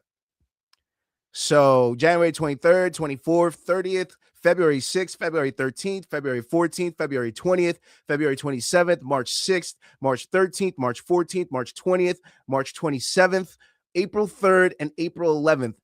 Every single week, there's one championship. Okay, so you can go check it out. Sometimes they're on Amazon Prime. You can find it if you go down to the sports section and go down to combat sports. You can find it there. Sometimes you can find it obviously in the East. Just look for it. Just type in One Friday fights, whatever number it is that week. Should be pretty easy to find. Okay, but the ones that matter to us, the ones with premier fighters on them. The first one's going to be 174, April 3rd, 2026. The location's TBD, the venue's TBD, but the date is locked. April 3rd, 2026, 174. And then at the end of the month on April 29th in Ariake Arena in Tokyo, Japan, 175. If you're worried about the first American event for One Championship in 2026, that will be One Denver. That'll be One Denver. That is June 26th of 2026 at the Ball Arena in Denver, Colorado. I expect that event to be broadcasted live on Prime, front and center. I'm sure that their broadcast deal will still be with them by then. So hopefully that happens, and hopefully it's easily accessible. And we should be doing a watch along for that. So tune in June 26th of 2026. That should be easy to remember. 62626, motherfucker. All right.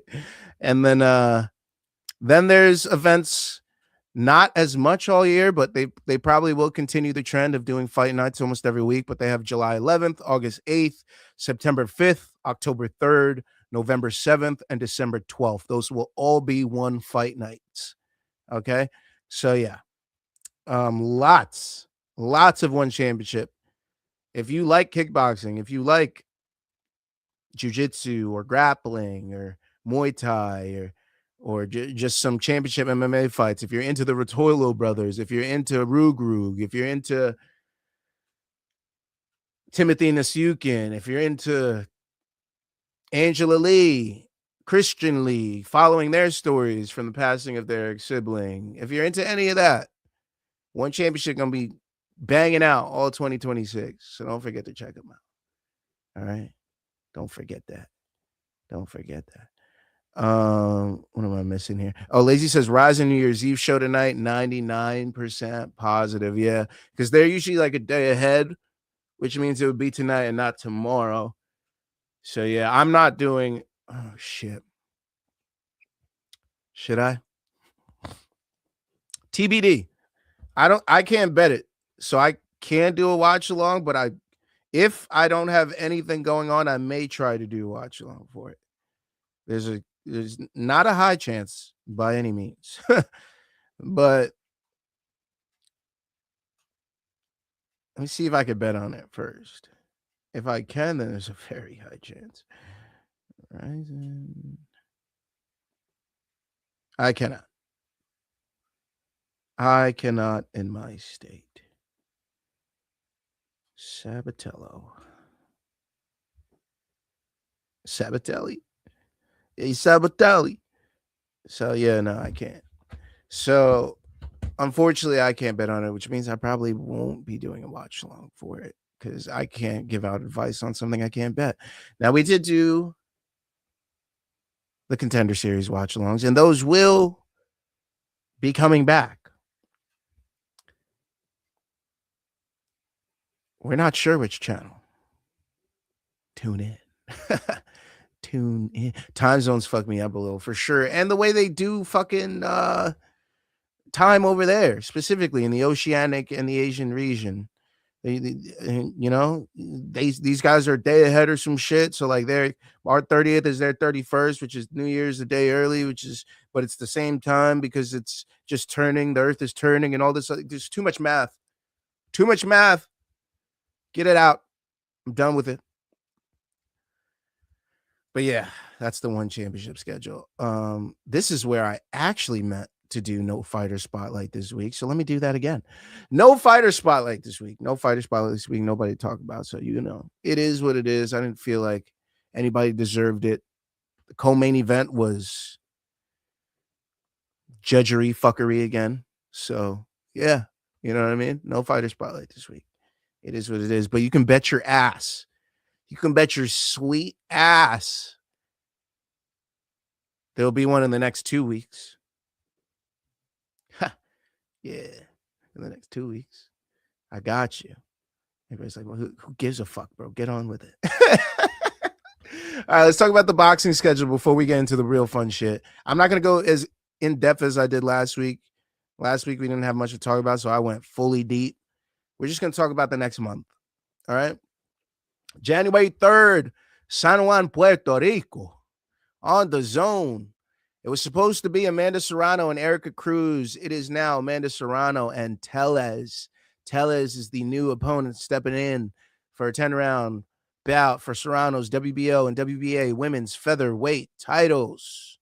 Okay, so that is Tellez now. We already had our money on Serrano. I mean, she does have a lot of knockouts. Now I've almost won about the knockout now. I was going to go decision, but now I'm like, fuck, I might have to go knockout. We'll see what happens there. In the title fight, another title fight, Stephanie Han will be taking on Holly Holm. That's right. Former UFC champion Holly Holm has made a return to boxing. She will be boxing Stephanie Han for Han's WBA women's lightweight title. Okay? Big fight. And you bet your ass we're going with Holly Holm. All right? Holly Holm has like 30 something wins. I think she has like 40 wins in boxing. A lot of them by decision, by the way. One thing to be noted about Holly Holm, she's only ever lost by knockout in boxing. Just saying. Yankees Rivera taking on Jonathan Gonzalez. Jean Paul Rivera taking on Alfredo Cruz. Chris Echevarria, a bunch of other shit. All right. January 10th, Brooklyn, pay-per-view. Subriel Matias, Dalton Smith. We also have Nestor Brava and Pedro Campo on the card. January 10th, we have Agit Caballel taking on Damian Neba for Caballel's WBC interim heavyweight title. January 24th, in Manchester, England, on the zone, we have Moses Atoma and Jermaine Franklin Jr., 10 rounds at heavyweight. That fight's going to matter. I believe the winner should be fighting. Who was it? It wasn't Atelier. What was it? I can't remember. But it's a big fight. So Atoma should win that bout at heavyweight to set up his big boxing bout. January 31st, we have a quadruple header. The most important of the 4. Title fight. Teofimo Lopez, Shakur Stevenson, 12 rounds for Lopez's WBO junior welterweight title. Let's go. That's in New York on the zone, January 31st. Also on the 31st in San Juan, Puerto Rico, we have Xander Zayas taking on Abbas Barao for Zayas' WBO junior middleweight titles. And then January 31st in Newcastle on the zone, Bakram Murtazaliev is taking on Josh Kelly for Murtazaliev's IBF junior middleweight title. And last but not least, in Kolding, Denmark, on DAZN, the same date, January 31st, we have Jacob Bank, William Skull. Okay? So January going to be jam-packed with boxing. We have boxing bouts every single week. Okay? We start off with Serrano Cruz. Then the week after that, we get Matias Smith. The week after that, we get both Gilberto Ramirez fighting and Agit Kabayel fighting. So we have back-to-back-to-back weeks. All right. Sorry, January 10th is Kabayel. 16th is Ramirez. But still, 4 straight weeks of boxing. And then we get back into MMA on the 24th with the UFC. And we also get Moses Atoma in a heavyweight bout that same night. So, we're not completely out on combat sports to start the year. I mean, we're kind of right back in the swing of things starting on the 3rd. So I love this. Fucking love it. But yeah, those are the boxing bouts happening. Ashara Bullet should be grappling Arman Saryukin any minute now. That's happening now? Damn, I thought that was later tonight. That was because they're in Russia, so or wherever they are, it's east, so it's gonna be later in the day there, so it's almost nighttime there. And Cejudo versus Clay Guida and RAF wrestling on February 28th. That would be RAF 6 or 7 then, because I know the 5th is on January 10th. So yeah, shit. Lots of shit, man. Lots of things going down. So if you don't already know, get used to it. I was gonna do social status, not today. We got too much shit going on, and we've already been live for an hour and a half. So no social status today. I got 4 things left for you guys. I got picks on the male UFC champions for next year. So if you guys are doing, end of the year bets, this would be your time to pay attention. Picks on female UFC champs for the end of the year for the very same reason. Then I got picks for Serrano versus the fuck is it? Serrano. Serrano Tellez. And then RIZIN. I got some picks on RIZIN. I don't have a lower for the RIZIN picks because I forgot to make it. Oh no, I do. I do have a lower for RIZIN picks. So I'll give you guys RIZIN picks too. So let's start off with the male UFC champions for 2026. And I'm going to give you guys my reasoning too. I know Joshua Van is the champion. I know Alexandre Pantoja will come back in 2026 at some point. Problem is, Joshua Van got here relatively quickly, and the opponents that he fought with great experience should have and have beaten him. Okay? Joshua Van got here, but I mean, he kind of found himself here, if we're being honest. So for our male UFC flyweight champion for 2026, I only have 2 viable options that I see will be the champions at the end of 2026. The first being Manel Kape. Number one reasoning is he will probably be fighting for a belt earlier in the year, and I do expect him to win. Because if he is fighting for a belt early in the year, that means he will be fighting more than likely Joshua Van. And if he's not fighting Joshua Van, he'll be fighting the guy that fought Joshua Van and possibly won, which would be Tatsuya Taira. I do not see Tatsuya Taira beating Manel Kape. Manel Kape being too fast. I know grapplers have beaten Manel Kape before in Muhammad Makhayev. Okay. But I like Manel Kape in most matchups at flyweight, whether it's Royval and aging Moreno, guys that he's beaten already, and Almabayev. And Royval, Manel Kape would definitely be one of those people that I would put as my champion at the end of the year, whether he gets the first title shot or not. He will be touching gold or fighting for it in 2026 at some point. So I like Manel Kape. My other bet, dark horse, but also very experienced, has held gold in all the other organizations, Kyoji Horiguchi. Kyoji Horiguchi would be a fantastic sleeper bet as your flyweight male champion for the end of 2026. My reason being that he probably needs another win before he gets to fight for a title, but a lot of the guys ahead of him that he beats, he beats Brandon Moreno at this point. He probably beats Amir Albazi. He just beat Ulanbekov, who was sitting at number 12. He's now sitting at 8. So 1 or 2 more wins, and he's going to be active. He's probably going to fight twice, maybe once before he gets his title shot. He's probably going to take out like an Albazi, maybe a Royval by then. You know what I mean? So I like either of those guys, Manel Kape,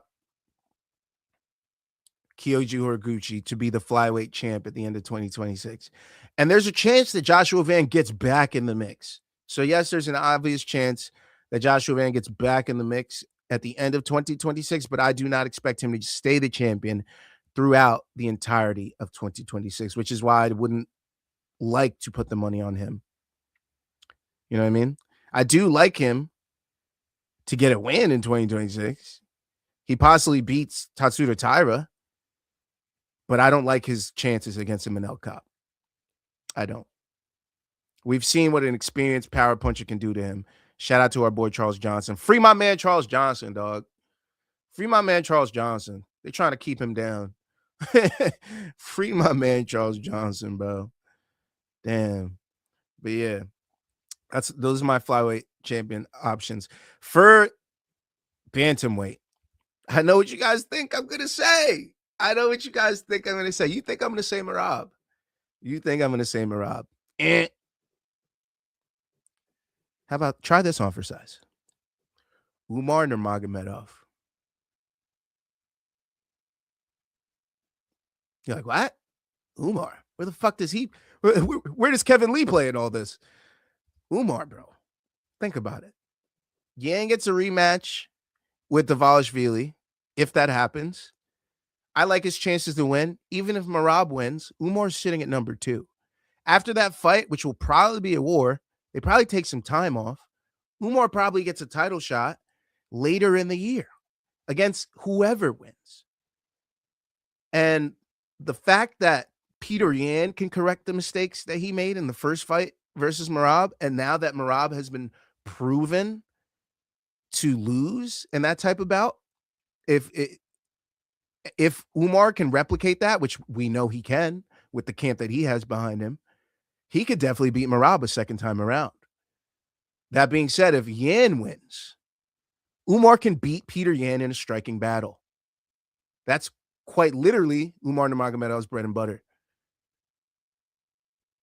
So I favor him in that fight as well. I like Umar Nurmagomedov to be champ at bantamweight at the end of 2026. Unfortunately, guys like O'Malley, I don't see them ever touching it again. Yadon could get back there as a title contender, in my opinion. I don't see him touching gold. Corey Sandhagen just keeps coming up short. I don't know. He's lost to a lot of these guys at the top. Figueiredo? Mario Bautista? He gave him Umar a solid run, but that rematch wouldn't happen in 2026. Peyton Talbot? Even with a skyrocket rise, there's so many names above him that I don't think a title shot would be viable in 2026 for him. Or anybody from 10 to 15, in my opinion. Just because we have so many contenders with wins who have built a name for themselves at bantamweight. So Umar is honestly one of the best picks you can have. I don't know what his odds are, but I guess I should have those next to me, right? But I don't think they've got those yet. Futures, let's see. Let's see. Wow. Umar Nurmagomedov sitting at plus 250. And if you like my Kape bet or Horiguchi, Kape was sitting at plus 600 to end the year. Horiguchi at plus 900 to end the year as flyweight champ. So those are great odds on either of those guys. I like Umar at plus 250. That's a fucking steal. Umar at plus 250 is a fucking steal. He's definitely going to be a lot of my legs to be UFC bantamweight champ at the end of 2026. Father's plan, brother. Father's plan. It hasn't been wrong yet. So I'm going to roll with Father's plan to start off my champions at the end of the year parlay. That's my surest leg right there. Moving on to featherweight. champions at the end of the year. I know. Volkanovski. The man can't be champion forever, people. He literally has a bout in the first fucking card of the year. He's going to fight at least 2 more times after that. He's Volk. Okay? Do you think he beats everyone at the top? If he beats Diego again, he beats Evloev? He beats Lerone Murphy? Yair Rodriguez comes back up. Gene Silva somehow climbs up. Aljamain Sterling somehow climbs up. All right, shit. He might be champ at the end of the year. But if you're a Volkanovski hater and you don't think he could do it, I mean, Diego Lopez at plus 200, Lerone Murphy at plus 300, Evloev at plus 350. You're basically choosing the winner of Murphy Evloev. So whoever wins in that bout, the odds will favor. Right now, Murphy's sitting at plus 300. I like Murphy in that fight as well. So Murphy or Volk are probably my best two for that. I'm thinking we have a lot of English champions. English and Europe and Asia going to have a lot of champions, I feel, at the end of 2026. All right. So I'm quickly moving over featherweight because that one's so murky. That one's not going to be a real parlay leg for me.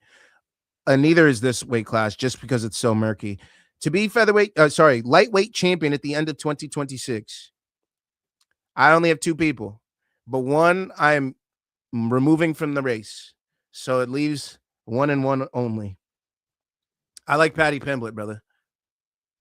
I like Paddy Pimblett to be the champion at the end of 2026. All right. This is my main reasoning. I don't think Ilia Topuria comes back in 2026. And if he does, they're going to wait for him to come back on a good card. They're not going to bring Ilia Topuria back on some random October card in Houston. They're not going to bring Ilia Topuria back on some random fucking December bullshit end of the year card. Okay? If we get Ilia Topuria and he's not on that White House card, he's fighting in New York. Okay? So that would make, if Paddy Pimblett wins the Gaethje fight, Paddy Pimblett versus Ilia Topuria in New York.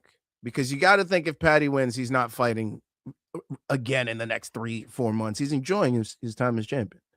Then summertime comes. There's International Fight Week. He may fight someone there. They may give him someone like a Charles Oliveira by then. Maybe even a rematch with Gaethje, depending on how that fight goes. Maybe Max Holloway, depending on how Max Holloway and Oliveira goes.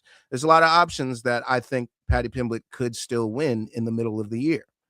A lot of aging lightweights that he could possibly beat.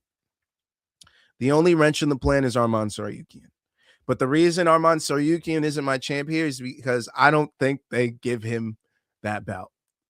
The way they've been talking about Arman Tsarukyan, the way he's been active in so many other competitions, he's taking his frustrations out in other ways because I think he knows he is no closer to a title shot.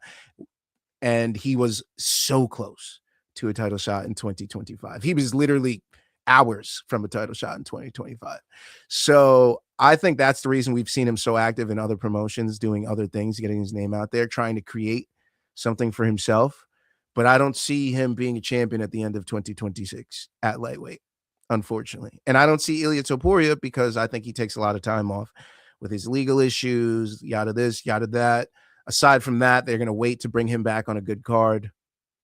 Okay. I know I'm speaking in terms of the pre-Paramount era, but you got to think they wouldn't just bring him back on a random fight night. You know what I mean? So that's why I like Paddy Pimblett. He is not my parlay piece, though, for my end of the year championship, because again, that weight class is murky. This is my parlay piece. Islam Makhachev to remain the welterweight champion at the end of 2026. This for me is a lock. It's a lock, brother. I think it's lock territory. Because think about it this way. Islam has already publicly stated that he is denied a UFC 324 fight, which is why he's not on the card. He has openly welcomed the idea to returning. That's the key word there, to returning. So that means the first time that he would be coming back. Not, I'm open to fighting on the White House card. I'm open to returning. That would be his first fight bout on the White House card. His first fight back is going to be somebody favorable. Let's be honest. It's probably going to be Usman.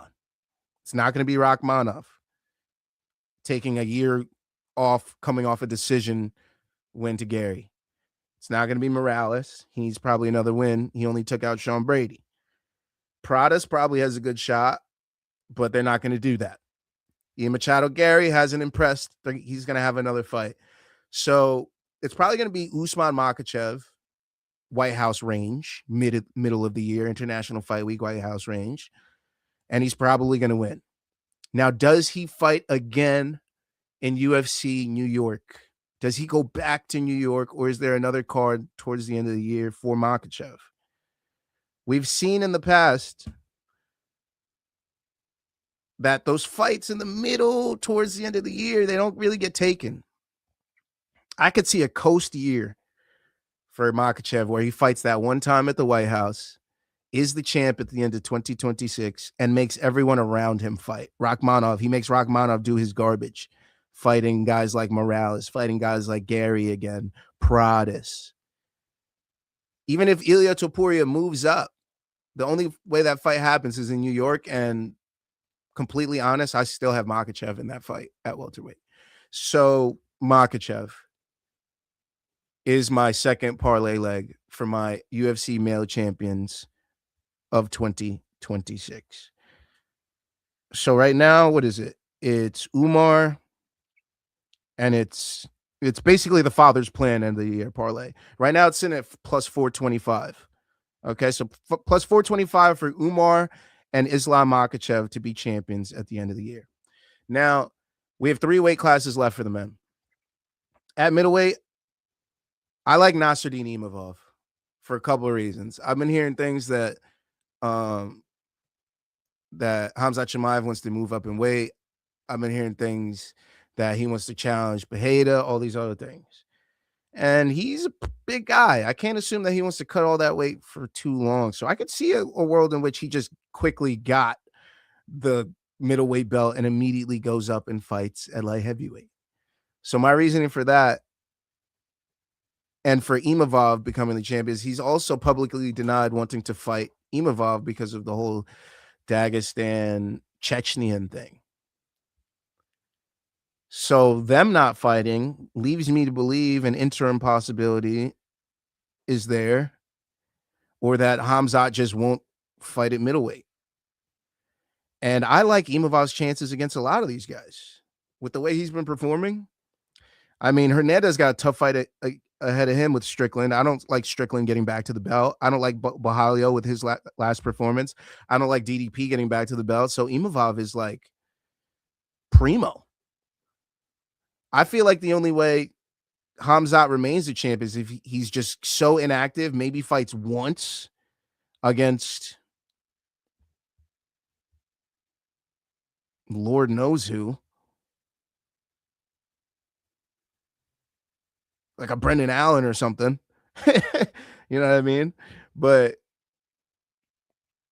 he stays champ in the end. That's the only other way. So I like Imavov or Chimaev. I like Imavov better. But for 205, I like Chimaev, man. There's something about 2026. There's something about them Russian boys and them. Something about them Russian boys in 2026, where if you don't like Chimaev at 85, do him at 205. If you like him at 85, then have 205 kind of open, because 205 is, I mean, it could be Pajeda, yeah, obviously, but I like Chimaev at 205, brother. I like him at 205. That would be my twist in the plan. And honestly, can you parlay him being middleweight? And they don't let you do it. They don't let you do Chimaev for both weight classes. So you have to do either or, which is hilarious. But I would actually favor the 205 over the 85, if I'm being honest. And it's better odds. Minus 150 for him to be champ at light heavyweight at the end of 2026, and minus 350 for him to be champ at middleweight at the end of 2026. So pick your poison there. Pick your poison. But I'm going with him at 205. I like that. Big fights happening in the Paramount era. I don't expect when he fights again, it'll be, heating up part of the year where shit's getting crazy. So I like that. I like Chimaev. And last but not least, Tom Aspinall to remain the heavyweight champion, brother. I know Cyril Gane was looking good at the beginning of that fight. Blah blah blah blah blah. Tom Aspinall is going to get those odds checked. He's going to come with a better game plan next time. He might even wrestle, and he's going to beat Cyril Gane. Let's be honest. I feel like that was Cyril Gane's best chance to becoming champion, and he got it fucked. And yeah, like Tom Aspinall's not fighting John Jones next year at the White House. Volkov, he's going to beat. Blades rematch, he's going to want that so he could beat him. If Poatan comes up, Poatan could probably do it, but I like Tom Aspinall, man. I like Tom Aspinall. So that would be my last leg. That would be my 4-legger end of the year champions, which would be Umar Nurmagomedov at bantamweight, Islam Makhachev at welterweight, Khamzat Chimaev at either light heavyweight or middleweight, and Tom Aspinall at heavyweight. And if you do it with Khamzat at light heavyweight, it's plus 1261. If you do it with Khamzat at middleweight, it's plus 950. So 10 times your money. So I just wanted to get that out before I address chat or anything like that. Because it was a long spiel and I wanted to get all my thoughts out. My bad. The co-main grapplers are walking out now. Arman Rashar is up afterwards. Okay. Cosmos says, so are you thinking Cobb has lost his donk status? I don't think so. Too reckless and emotional. Yeah, but the problem is he's fighting a very young fighter. Joshua Vance's 24. Hasn't fought a lot of the best competition. He's fought Charles Johnson. He's fought Brandon Royval. He's fought Pantoja for 30 seconds. You know what I mean? And now he's going to fight Manel Cobb, who's fought in multiple promotions, who has knockout power, who will go toe-to-toe with him. And Joshua Van isn't that guy that's going to go for takedowns a lot. He's going to go toe-to-toe. And the power advantage I give to Cobb. So if Cobb gets a title shot against him, I like Cobb to beat him. He's still a very young fighter. We've seen with young guys, when they get to the top, it's hard to stay up there, man. John Jones was a fucking anomaly because he got there young and stayed there young. You know how hard that is to do? Joshua Van at flyweight, the most skilled weight class in all of MMA with under experience? Nah, brother. Not to remain champion. There's a chance he gets it back.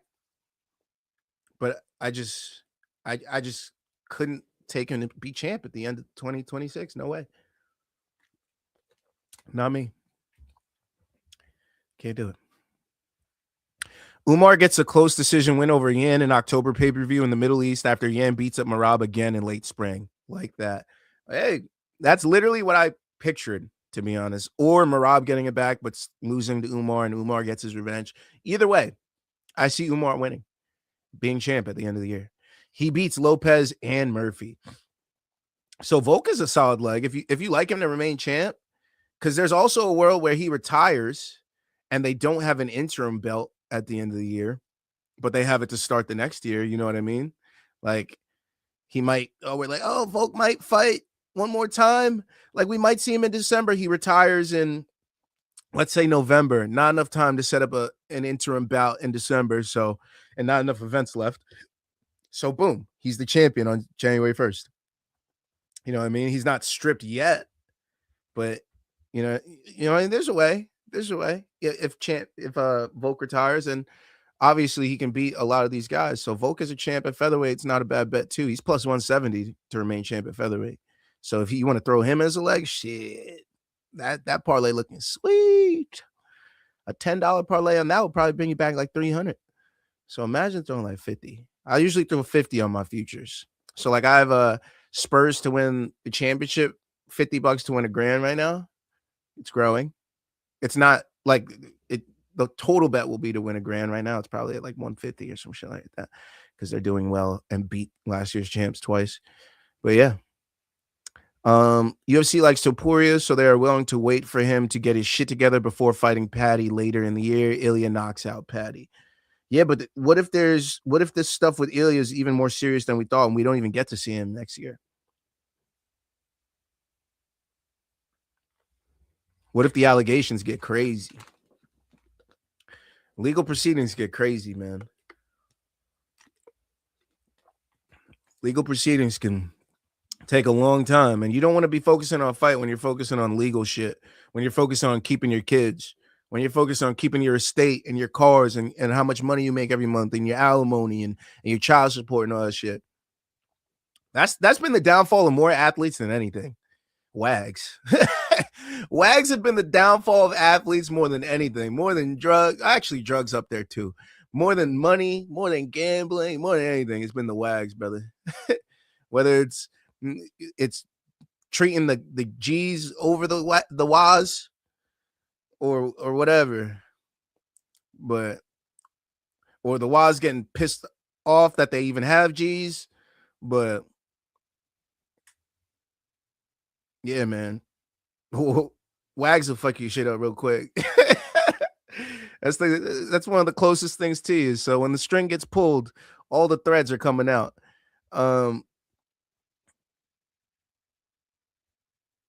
Islam fights Usman and Gary and remains the champ. Yeah, that's why I like Usman to remain the welterweight champ.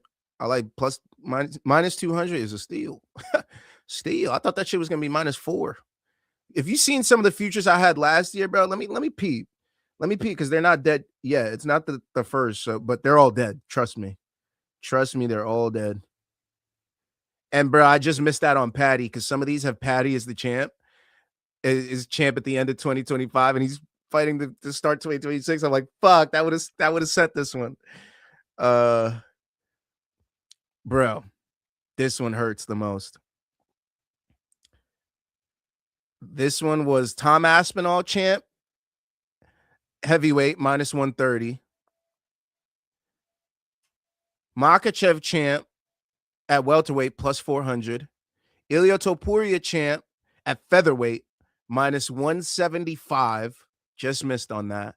And Paddy Pimblett to be the champ at lightweight +9,000. That was +126,400. I almost sniped that. If Topuria stayed at 45 and Paddy fought at the end of 2025 instead of the beginning of 2026, this would have been the craziest snipe of all time of a future bet. So just letting you know, that's where my head's at with these futures. I was close on this one last year, but Ilya switching weight classes fucked me up. And then I have some Gary ones at welterweight that didn't go. I have some ones with Tatiana that didn't go, that they hurt. But yeah, Paddy to be champion at lightweight at the end of 2025 was +9,000, just to give you an idea. So they didn't think it was possible back then, but I did. Oh, bro, this one's tough too. No.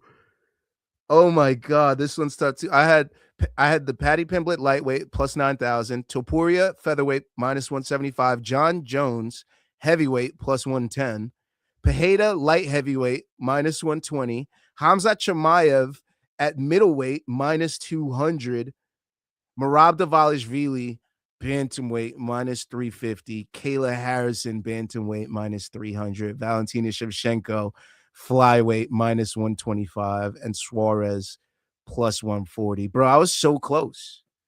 I was so close on two of these. This one was $1 to win 10,000, the one I just read off to you. $1 to win 10,000 off futures. This is the shit I'm talking about, guys. You can make some crazy money just by throwing $1 in on some future shit. That's why I wanted to make sure I talked the segment.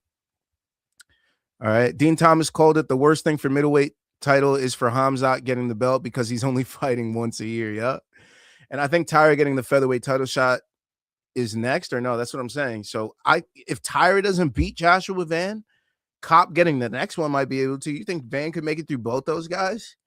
I don't know. And then if a Horiguchi matchup, because remember, Van said he wanted to be active. That's not good for being a champion at the end of 2026. So yeah. And then Coy says they missed a trick to put Van in his hometown for that Houston fight night. Yeah, that would have been nice. Strickland versus Fluffy would have been a great 5-round co-main. Yeah, that has co-main written all over it. As a main event, I almost certainly know I'm getting a 5-round decision. So unfortunately, yeah.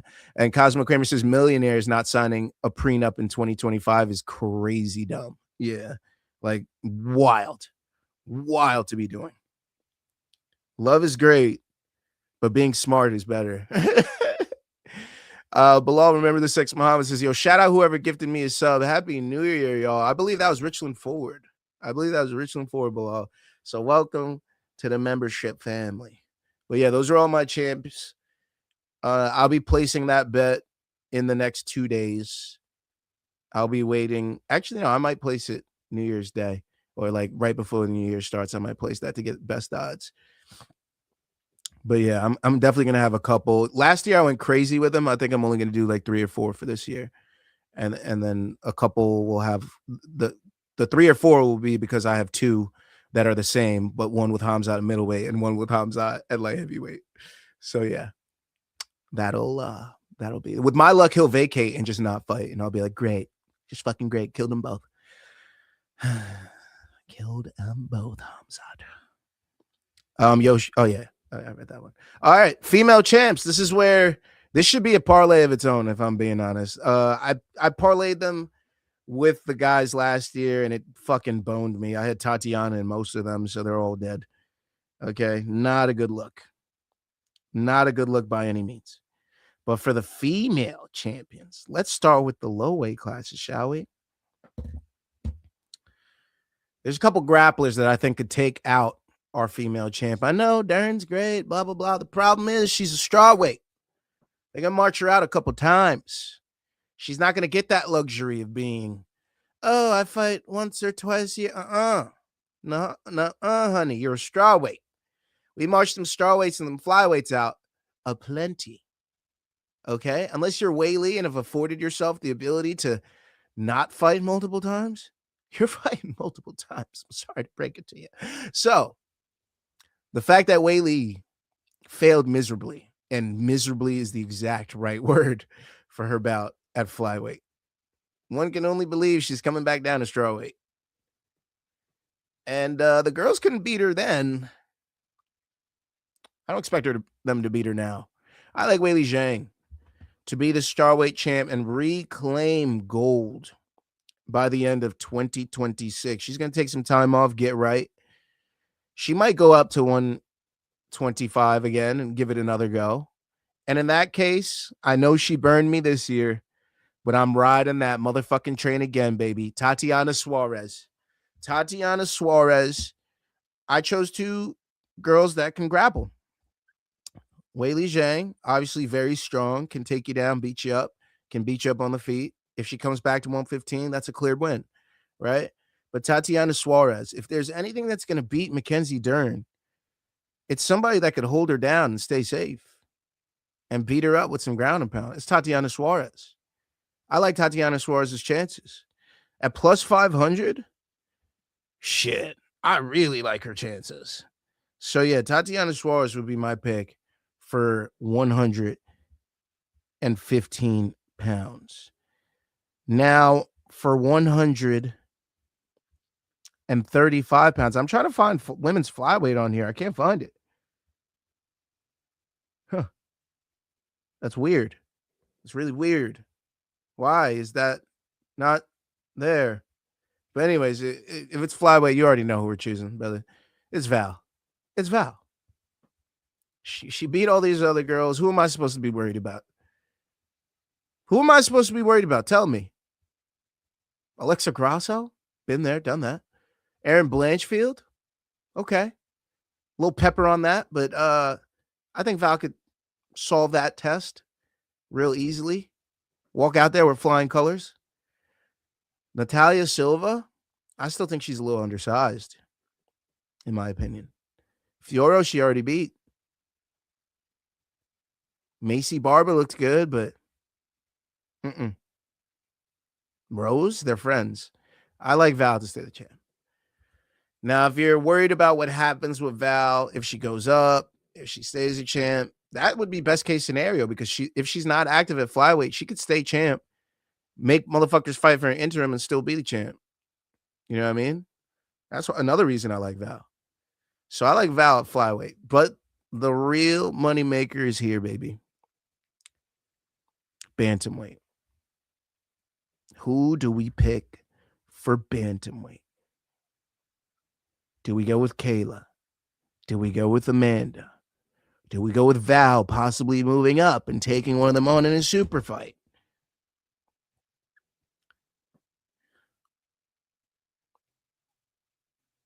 I'm going to have to go with Kayla. I have to go with Kayla.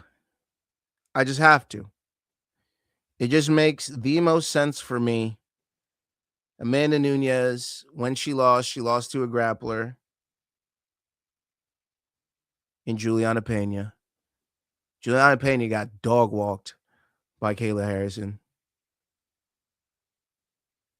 Kayla Harrison, much larger, has experience training with her and girls that have trained with her.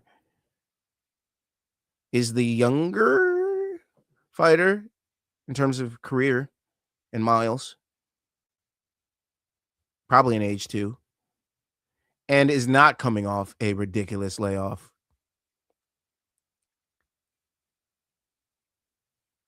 I'm going to go with Kayla. My other reasoning being that big fights take time. And yes, if Kayla does get a White House fight and does win it, she should remain champ. Because if she is going to fight Val, yeah, it could happen in New York. And yeah, I could see that happening. But I like Kayla to win that fight. No offense to my girl Val. Size matters in women's MMA. The most. Where it's the most apparent, in my opinion, is women's MMA, where size matters. Less apparent so in men's MMA. But yeah, I just like Kayla Harrison. And against every opponent, against every scenario, I like Kayla Harrison. So Kayla Harrison will be my bet. So the reason I wanted to bring this up, if you don't even do flyweight, you skip flyweight and just do strawweight and bantamweight, you could parlay Tatiana Suarez to be champion at the end of the year and Kayla Harrison to be champion at the end of the year and get yourself a plus 1,000. 10 times your money. 10 times. And if you're like, bro, I'm not putting money on Suarez again. I'm not that fucking guy. If you want to go Wei Lee, if you want to go Dern, you're going to get yourself in the plus 300s range. Okay? Because plus 150 Wei Lee with the minus 120 Kayla, plus 358. All right? That doesn't seem worth it to me to wait a whole year for a plus 358. I'll wait for that plus 1,000, though. I'll wait for that plus 106,000, though. You feel me? So, yeah. My best bet for the ladies would take a chance on Tatiana and take a chance on Kayla to have a run and hope wrestling gets you through 2026. And that's it. Those are my picks for the end of the year bets for UFC champions. Do with that as you will. I know what the fuck I'm doing. Yo, shout out to, I read that. Geez, to Gav finally getting monetized too. Now we might actually have to stop sharing the Russian streaming links before YouTube slaps the fuck out this man's channel. Ilya was fooled by a trained agent. He didn't know. What are you talking about, Gav? Amanda Nunes said she would cut down to 125 pounds and beat Valentina. Please, no. That would be wild. Imagine? No way. She was meant to be his handler, and when he kicked her to the curb, she threw the abuse claims. Wow. I mean, there's going to be a long and lengthy history, which means there's going to be a long and lengthy trial or legal proceedings. And when the kids are involved and when the states are involved and when monetary values and how much she played a part in his success, and the settlements and all that, it's a lot to think about when you have another man trying to take your head off. You know? Gabby Garcia cutting a flyweight and taking her out. Stop it. How dare you? Our girl Val will be champion. All right. I can't wait to look like I know what I'm talking about when the Nunez absolutely washes Kayla. Even if she comes back and washes Kayla, is she staying around and, defending for what? She's going to stay around and fight Val again? Maybe. That would be the one thing that I would be like, okay, Nunez might stay champion by the end of the year.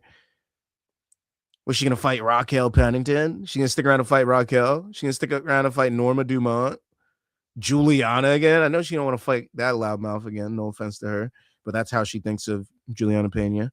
Ketlin Vieira, her countrywoman. Macy Chasson. There's 2 fights left for Amanda. It's Kayla. It's Val. It's 1 and done or 2 and done. And the 2 and done, I would like Val to beat her, low key. If there's anything, if Val fights Amanda somehow at the end of this year, I'm putting so much of my hard-earned money on Val and having no regrets at the end of that. No regrets. I'm going to have no regrets. Even if she gets beat by a close decision for a 3rd fucking time, I'm going to have no regrets. And be like, well, you almost gave it to me. You almost got it. You almost got the bread home. But yeah. I don't know. I don't think Kayla has anything for Nunez unless Nunez has a ton of steps in the 2 years she's been off. That's the thing, man. 2 years off. Like, what's she really gotten better at? Her power's still going to be there. Her striking's still going to be solid. Was she going to pick up new strikes from fucking picking up the newborn? She's going to be relatively the same fighter. Women's MMA hasn't evolved crazily. Maybe she'll use more elbows or some shit. But for the large part, she's going to be the same fighter when she comes back. And if that's the fighter that I've seen in the Pena fights, if that's the fighter that comes back, I like Kayla's chances. I do. Kayla will have a good round 1, and that will be it. Yeah. She's really going to have to get that cardio underway. But also, what if they don't even have that shit at 35? What if they somehow did it at 45? What if we got crazy? I'm just saying. There's a lot of possibilities. What if there's weight complications that week and they're like, oh, this is no longer for the 35 belt. This is actually going to be for the 45 belt. Nobody would be mad. You don't think that could happen with Kayla Harrison?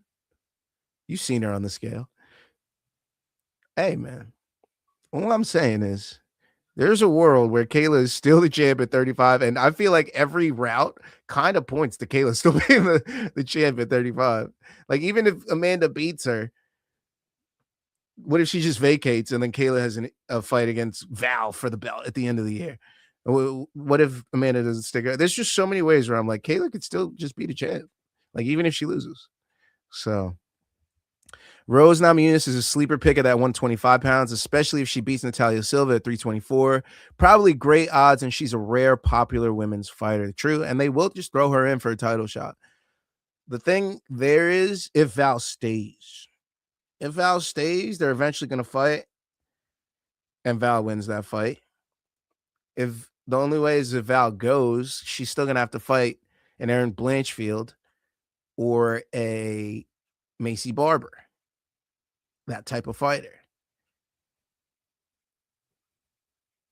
I don't like her chances against any of the young girls or Valentina, is what I'm saying. That's why I didn't put Rose in. But yeah, she with her odds, I would definitely be taking a gander. As a single, she's single territory. I love Rose Namajunas as a single. She's probably plus 900 or whatever. Yeah, I like that. Bilal, remember the Sex Muhammad says, nah, I do think Nunez wants to be retired and probably will retire after Kayla. I just can't get past the holes in Kayla's game when she fought Pacheco. Yeah, that's still a while back, though. She's looked a lot better in her last appearances in the UFC. But yeah, those were some glaring holes. But she was still very young back then. There's a lot of time has passed since Kayla has even fought in the PFL. So keep that in mind, because there was a long time where she was in the UFC, but still, courting when it's her first fight coming up. And then even when she does fight, it's not too often because of that weight cut. So she's been here a while. You know, that's a lot of time training, getting her craft better. Now she's the champ. She has something to fight for, hold on to, show her kids hard work pays off. You know, she don't want to lose that. So a lot of those holes are, unfortunately for these ladies, are probably patched up on now. But there's still a few holes that Amanda Nunes could punch right through, I guarantee. So yeah.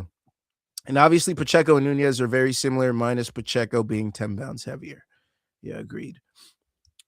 Gaff with the Amanda Nunes newborn baby tech. We might see Nunes cradle Kayla like a child and just carry her to the ring once she falls asleep in her arms. Damn. That would be a sight to see. Also, what kind of shape is Amanda going to be in? What if she's a lot thicker now? That'll play well for a 45 fight, but for a 35 fight? Yeah. Against Kayla to hold her ground, stuff takedowns, yeah, but what if she's a lot slower? You know what I mean? Nothing's worse for an athlete than being inactive. Think about it. Even in the NBA or whatever fucking sport it is, when they first come back, they're not dropping 25 right away. These motherfuckers are dropping 12. They're dropping 14 with like 3 rebounds. And you're like, what the fuck was that? You know? They're coming back in the NFL off of injuries and coming back with 2 catches and 27 yards. You know what I mean? Like, you don't just come back. I know those are off injuries, but layoff's a layoff. And you don't come back immediately start fucking blazing everybody like John Jones and fucking Dominic Cruz. You know what I mean? Obviously, Nunes is of that category of fighter, but I don't know, man. The ladies are always held to a different regard. Bodies be changing. That's all I got to say on that. Have a great New Year's, everybody. Have a great New Year's, Cosmo. And then Happy New Year, y'all. Big 2026 ahead. Huge 2026 ahead. Hey, I'm a member, says Duran Duran. Yeah, you are. I believe who's that? I believe that was Sleeto. They gave you that one. It was Sleeto or Richland. I forget which pack you were part of, Duran Duran. We got some members in this motherfucker, man. We got some members. And then let's finish the show off, shall we? We got picks on the fights coming up next week. Or actually tonight and next week. First off, we got to do them RIZIN picks. Picks on RIZIN New Year's Eve, baby. You already know what I'm rocking with. Roberto de Souza, grappler, jiu-jitsu. Let's get that sub, baby. Subber dubber. I love Roberto de Souza. One who is my near lock. Not really, though. But Seika Izawa. Seika Izawa, rising star, looks to become a very big moving piece over there in RIZIN. Looking to do big things, champ shit, big fights. Seika Izawa is somebody to look at. If you don't know who Seika Izawa is, go pay attention to her now. Okay? Seika Izawa is a father fucker. I almost said motherfucker. She's a father fucker, man. Watch out for Seika Izawa. And I like a couple grappler guys to get some wins here. I like Hiromasa Ogikubo. I like him to get a dubber using his grappling to a unanimous decision victory. I like that. I like Hiromasa Ogikubo. I believe he's a pancration fighter. If not pancration, maybe Shudo. And then Danny Sabatello. I like Danny Sabatello's grappling to steal a fight here. Now, I know not a lot of people like his style, but his style is just so dominating. And I have a feeling his style is going to be something hard, especially in RIZIN, because I'm not sure if they're doing cage or ropes, but if it's ropes, brother, chalk that shit up to Danny Sabatello now. Getting up with ropes against Danny Sabatello, damn near impossible. So if Danny Sabatello gets this man down, this shit over with. All right, so keep that in mind. So those are my picks. Roberto de Souza, grapplers. I'm grappler heavy. Look at that. I'm grappler heavy. There's a reason. Now, if it's not ropes, this was a dumb move. But if it is ropes, this was a great move. Roberto de Souza, Seika Izawa, Hiromasa Ogikubo, Danny Sabatello. There you go. Those are my picks on RIZIN New Year's Eve. Enjoy it. Do with that what you will. Below, remember the Sex Bahama with the sal emojis. You know what I mean? Once we see a bad fucking scorecard, throw them sals up, baby. Once we get more, I'll get some Adelaides in there too. We can get some Adelaide birds in there. But yeah. Hey, and any bad fucking referees that we call out, Referees or judges, we don't have emojis of them too. We got emojis of them too. All right, we need to make these people known. All right, we can't, stop fucking with our money. Stop fucking with our livelihood. Stop fucking with people's careers. Stop. We're gonna let people know who the fuck you are. I'm tired of this shit. I really am. People need to know. Oh, you're the guy that fucked with the scorecard. Okay, now we know. Next time you have you fucking scoring a fight, we might as well just fucking bet it to go the distance because somebody getting fucked. All right, Adelaide Bird emojis needed. Absolutely. She reffed a fight at that XFC Luke Thomas commentated. Really? And he sounded shocked to read her name. I would be too. I'd be like, wait, that can't be right. But then I'd be like, there's definitely not two of these running around. If there's two of these running around, God bless the world. But yeah, not reffed, laugh out loud, judged. Yeah, I knew what you meant though. But yeah, he's probably like, what the fuck? She's here. Oh God. But yeah, man. And last but not least, I got to give picks on that Serrano card. It's similar to a Jake Paul card. This card is a lot of female fights on this card, but Amanda Serrano's headlining. She's taking on Reina Tellez. She was supposed to be fighting a rematch against Erica Cruz. That was a rematch from February of 2023, which was a fucking banger. Okay. But now she gets this a little bit less experienced Reina Tellez. I think she's 13-0-1. Okay. But Amanda Serrano, 30 KOs, 17 decisions. All right. And a lot of her decisions, a lot of her losses have come by decision. I think all of them. So yeah. Never Cruz. Oh, this was Cruz stats. Don't need the Cruz stats anymore. But Tella has never been knocked out, obviously. So I'm going to stay with my prediction of Serrano decision. Now, I may hedge with a Serrano KO. Yes. But as of now, I'm sticking with my Serrano decision. Different opponent, may play it a little safer. Still 2-minute rounds, I believe. So, yeah. Serrano decision. All right. Also, in the Stephanie Hahn, Holly Holm fight, I got home decision, brother. Holly Holm is 34-2 in boxing. 25 decisions. Okay? The problem is both of her losses were by knockout. The good thing here is that Hahn is 11-0, 8 decisions, only 3 KOs in her entire career. So, home decision. We're rocking with our girl Holly Holm. We're rocking with our girl Amanda Serrano. That will be a parlay. And if I'm feeling frisky, I might throw in some Ebony Bridges. I might even throw in some Ebony Bridges. Ebony Bridges is taking on a 3-2 opponent that has 1 KO on her record. She's never been KO'd, though. So her opponent has been to 5 decisions. All right? That's pretty solid. And Ebony Bridges, 4 wins by KO, 5 by decision. She's kind of a mixed bag. I'm banking on the shorter rounds. Let's go with Bridges' decision here as well. All right? Bridges' decision. And last but not least, I like a Rosado decision. She has 5 of her 7 wins by decision. She did lose to Shurietta Metcalf, but that was by decision. She is the Puerto Rican fighter, and she's facing off against a Canadian. So, reasons I like her. Also, this fight's in Puerto Rico. That favors Amanda Serrano. All right? That favors Rosado. Okay? Rosado Serrano. Probably going in. Probably home in the high risk. That's probably what's going down. All right, so keep in mind, and all the Riveras, Yankee O Rivera, Jan Paul Rivera, give me all the Puerto Ricans, bro. But the problem is they're also fighting Puerto Ricans, but still give me the Riveras. And that's it. Those are all my picks. That's everything for this week. Enjoy the fuck's it called? RIZIN. Enjoy the grappling match between Char Bullet and Arman. Tune back in because we're going to be talking Amanda Serrano and Reina Tellez and all the other fights. Holly Holm hopefully gets a win by January 2nd. So I'll see you guys this weekend. Hopefully we'll be doing a Serrano Tellez watch along as well. So I can see you guys in a couple days.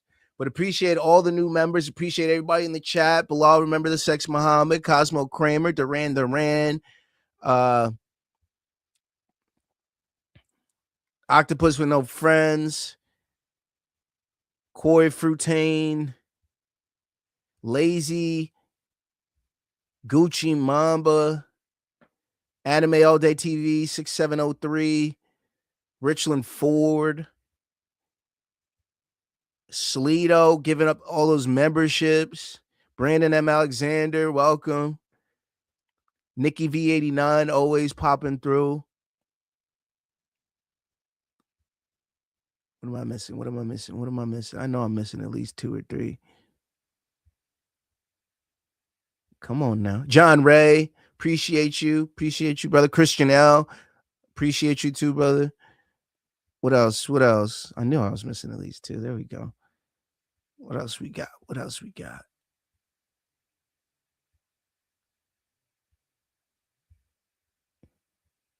And everybody else that's going to catch this and be surprised once they tune in. Because we're here, guys. We're here. We are finally in the monetized era. Shout out to everybody that is now a member. Welcome. It's going to be a fun year. Giveaways, memberships, merch, Tapology. Don't forget to sign up for the Tapology. Don't forget to like the video. Don't forget to subscribe to the channel. We're trying to get to 750, bro. We're trying to get there. So please scan that QR code. It subscribes you to the YouTube. Like the video. Hit the bell icon. It'll let you know when we go live. We will be live later this week for Serrano versus Tellez. Also, Home versus Han on the very same card. Don't forget to follow on social for the parlays, for everything that we're doing this week. One more round fights. One more round F8 on X. Don't forget to follow Main Card Minute. Don't forget to follow One More Round Fights. Scan the QR codes for both of those channels. What else am I missing? Oh, yeah. One more round. Main Card Minute on your left. One More Round Fights on your right. Appreciate everybody that pulled up today. Thank you guys for showing so much love to the channel over the past year and change. Memberships, super chats, everything. I appreciate every single one of you. Till next week, enjoy the rest of 2025 and Happy New Year. Peace.